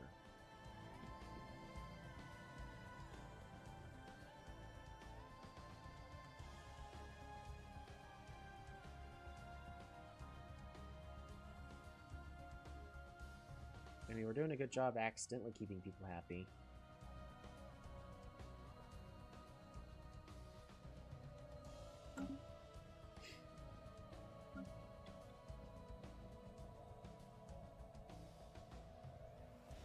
Alright, keep going. So we've got very limited time left.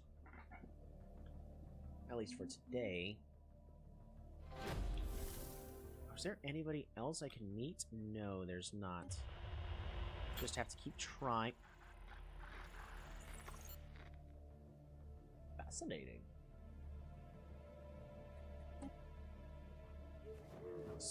I would like to improve relations with the Hovan Incorporated, because I don't have to take their stuff. I'd like to, because they've got a lot of nice planets that I would like. But we could probably establish good trade with them, or at least something. Maybe some form of federation. I don't know. We'll figure something out. Anomaly discovered.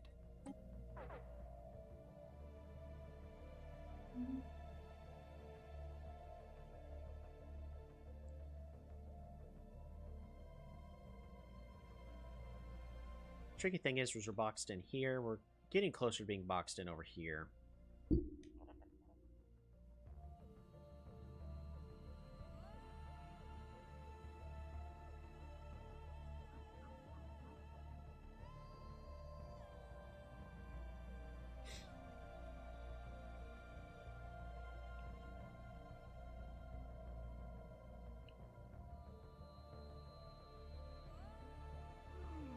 Broken Union. The ISIS prominent crew have found some astonishing discoveries on this planet. This alpine world over here. Okay. The abandoned settlements, first seen from orbit, were once inhabited by a society of reptiles that still populate the planet, but have since lost all capacity for sapient thoughts. In investigating how these creatures evolved from a tool-making agrarian society into mere beasts, Gaia Pasadena has made an unexpected find. Burger remains of the settlement-dwelling reptiles possess a spinal chronicle organ not observed among their now bestial counterparts. Testing has revealed these organs to be another species entirely. A sort of neural symbiote that connects with the host's brainstem via external attachment to the spine. These symbionts can still be found in hot springs in the planet's surface. It seems the union between the two species triggered the temporary uplift of the reptiles. What later interrupted this symbiosis, however, remains unknown. Gaia Pasadena requests permission to study these remarkable neural symbionts more closely. We have a parasite that makes you smarter.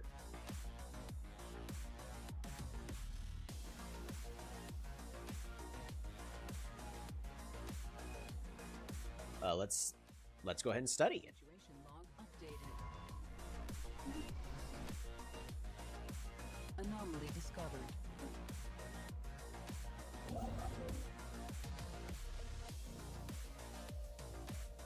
Construction complete.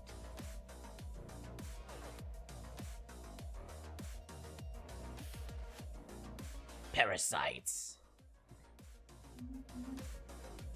We are hurting on food now. We are actively hurting on food.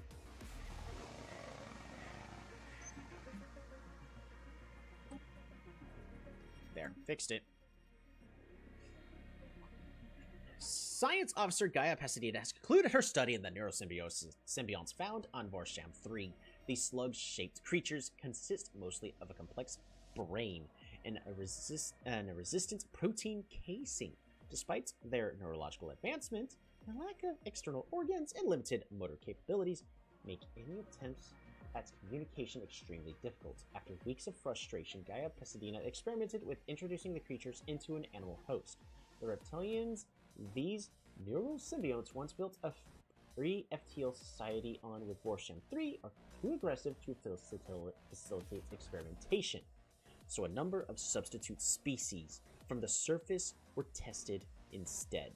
Regrettably, the symbionts refused to attach themselves to any of the offered animals. Science Officer Gaia Pasadena hypothesizes that symbionts would only attach to a certain kind of host, perhaps importantly, a willing one. In order to get at the heart of the mystery, Gaia Pasadena has requested permission to transgress the role of detached observer and offer herself as a host of her neural slug. After all, if these symbionts are capable of turning wild animals into tool-using farmers, what might they do for us?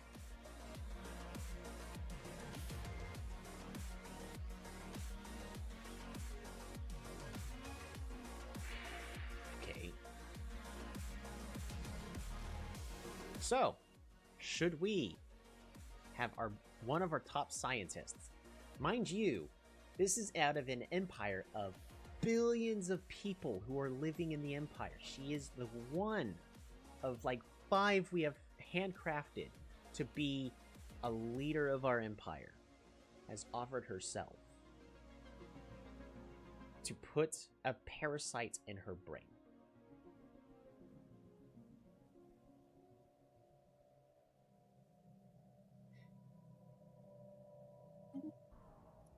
Gaia Pasadena, head of research, is...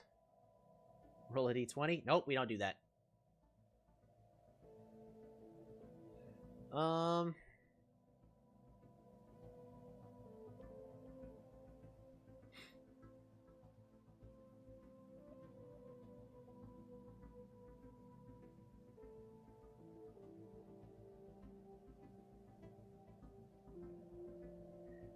She's currently one of the main researcher on the council.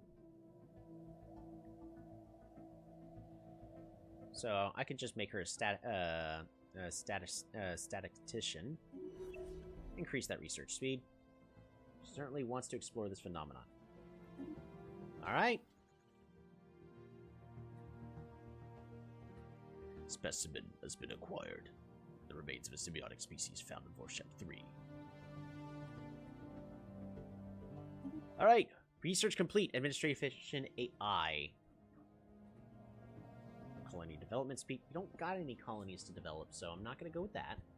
Basic combat rolls are good. Research station output,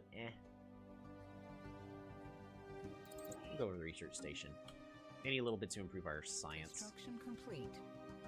What the heck's going on here? System is fully occupied by an unidentified empire. You're at war with somebody.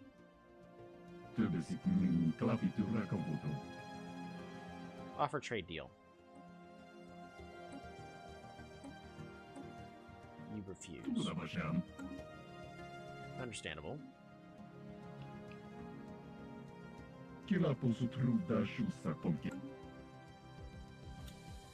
Alrighty. System served. Science Officer Gaia Pasadena is elated to report that her joining with the symbionts in Vorsham 3 has been a glowing success. After an initial period of confusion and mild discomforts, Gaia Pasadena reports notably increased intellectual faculties when it comes to solving complex tasks. Even more remarkably, Gaia Pasadena is now able to mentally communicate with the slug-like creature, freshly attached to her brainstem. Symbionts are hive minds with lifespans of— Not another hive mind! No! With lifespan of hundreds of years, they claim their past union with the reptiles of Vorsham 3 came to an end when their hosts grew unfoundedly suspicious of them. In fits of rage, the reptiles began tearing off their symbionts and clubbing them to death. Dismayed by their hosts' actions, the symbionts that survived retreated away from the reptiles, who, without the neural stimulation of their slug, evolved back to the non-sapient beasts. Symbionts would like to extend an offer of union to other Phyrexians in the Shards of Crystal Empire. They ask, however, that only the willing become hosts.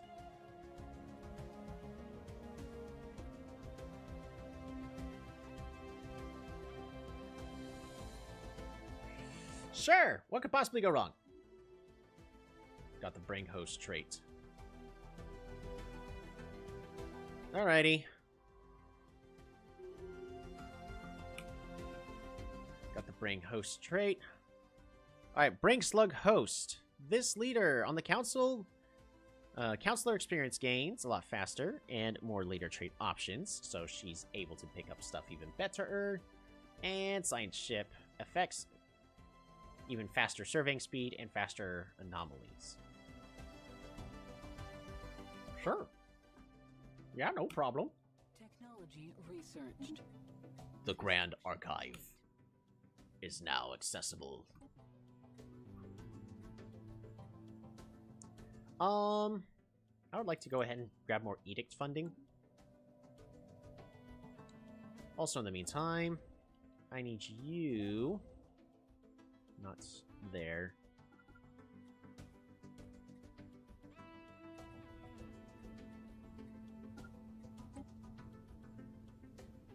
Use construction to build a grand archive.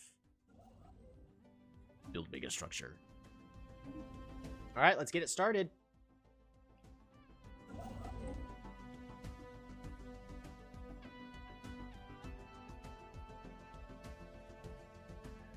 Continue to expand.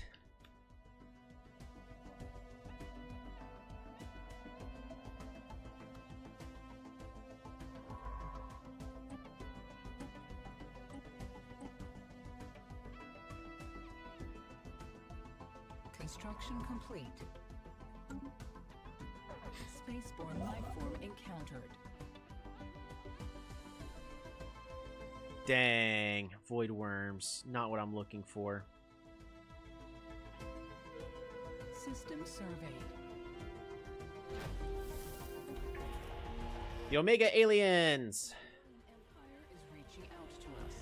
Warlike.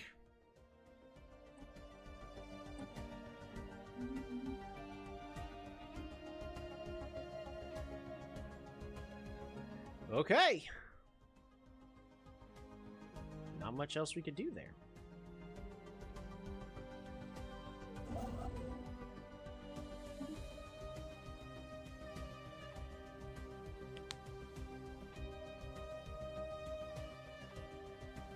Construction complete.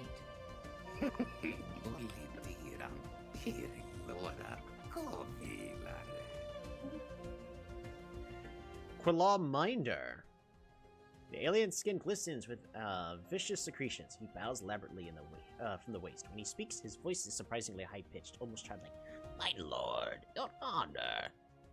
O supreme ruler, I, Quillaminder, am your humble servant. Your word shall be my command. Let me take charge in one of your planets, and I will bring you glory and wealth. Oh, so much wealth. What exactly can you do for us? We both know how things are. The commoner is lazy, always demanding more rights, higher wages, more freedom. Left unchecked, they would stuff their bellies with what rightly belongs to you. But if I were placed in charge... Slowly, he clenches a fist. Just give me a planet, and I will squeeze these silly notions from their heads. They will show gratitude, glorious one. Oh, they will indeed. Why do you seek to join us? Who would not leap at the chance to serve such majesty? Some are born to rule. The rest must be led. That is the order of things. You can trust me. I will serve you faithfully. So he's a cruel leader. A lot less stability on a planet. But he greatly improves the slave pop resource output, as well as mines from miners and all that. And he lines up... Oh, and he also has a destiny trait. Ruthless developer. Worker pop resource speed, greatly improved. Pop upkeep, happiness, reduced pop growth reduction.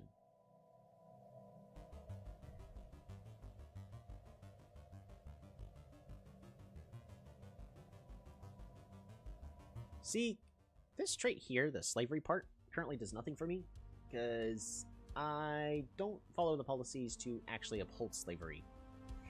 So that part does me no good. I mean, I still get a benefit. I could make a worker world, I guess, but I don't got a lot of worlds. I thought I was going to have a lot more worlds. It's still not too late for me to have a lot more worlds. But, we're gonna go ahead and dismiss him.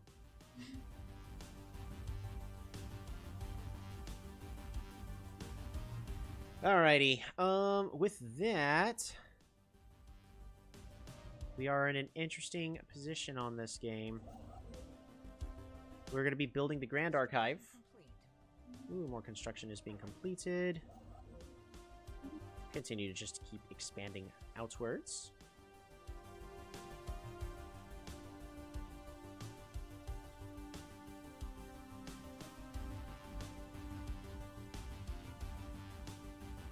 System surveyed.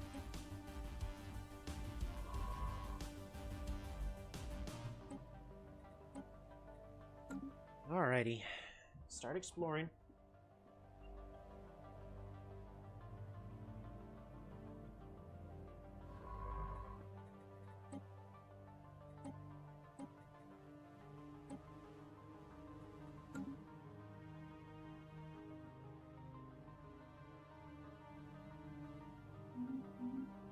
We're actually hurting on energy credits right now. That's not good. Alright. So, with this, we're currently 20 and a half years into the game. We have successfully at least jumped in order to claim this here pulsar system. Why we needed that? Well, we'll be knowing that later down the road, but unfortunately, it does us no good if we can't find the other thing we're looking for, which are crystalline entities, which is one of the big downfalls of how everything works. I would like to be able to have more of these entities everywhere in space, but currently with the galaxy generation settings there are, that is not an unfortunate not possibility. And in fact, I feel like there's less of these species throughout the galaxy as it is right now, and for an empire that specifically wants one kind, it kind of hurts me. But we couldn't get to this pulsar despite everything we tried, but we did manage to grab, well, we haven't grabbed it yet. We should be able to grab it successfully, but that will have to wait until another time. At least for now, that's probably going to call a good stopping place, because we are 4 hours in on this, and it is getting late. So, thank you everybody for tuning in to the Stellaris Shards of the Crystal Empire playthrough we've currently got going. It is not going at all as I had hoped. I was hoping to be able to expand a lot more, and then it turns out that we had some neighbors that I actually want to befriend get in the way. Yeah. I can try to guarantee independence. It's going to cost unity, though, which I don't, or influence, which I do not want to do. There are other things I would like to do, but yeah. So, we're going to try to befriend these peaceful traders and see if we can just encapsulate them into our empire one way or another, or maybe a federation, and let them set up shop on all of our worlds, which will improve their output and improve our output. Or at least, you know, that's what a mega corporation is supposed to do, but it's an AI, no telling what they're actually going to do. Actually, what do you think about your neighbors? Oh, y'all have no idea about your neighbors as of right now. Of course y'all don't. Yep. Other plans? Really want to do something about our neighbors over here.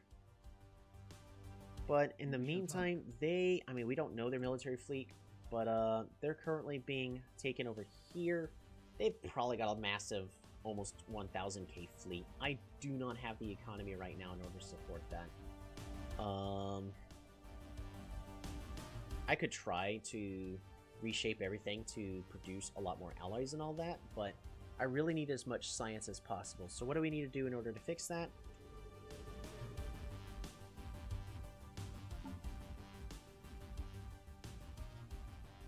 Finish discovery first, then finish expansion. Wait, what? Slug phobia?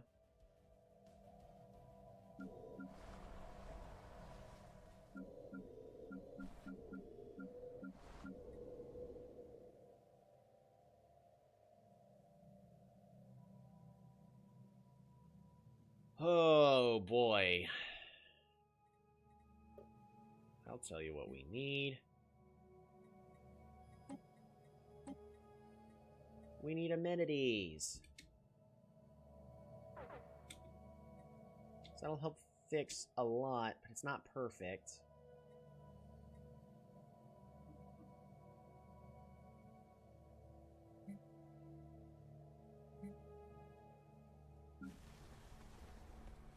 What about you guys?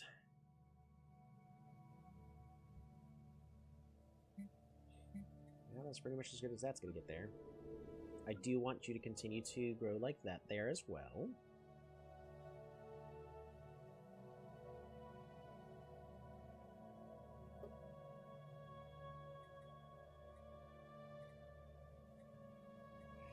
Don't know. There's probably some trick that I just don't know of, which that part saddens me a little bit. It's just I have not played the game in years, so whatever trick I actually need to do in order to have a much more successful empire, because I would like to be able to do something about my neighbors over here, because they're clearly setting up to be as, you know, aggressively defensive as possible. I mean, I did the exact same. Let's not lie, because I've got this station right here. Oh.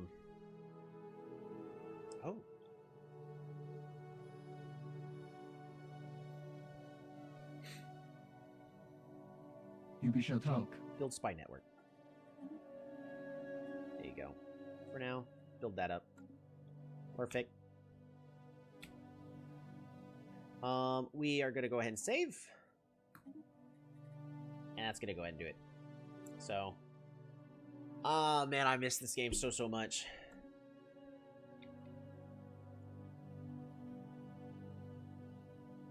That will do it for tonight. Thank you all so much for tuning in. Tomorrow, as always, we will be doing our Polytopia things. So, tune in then. And yeah, we'll have a fantastic Polytopia stream. See you all then.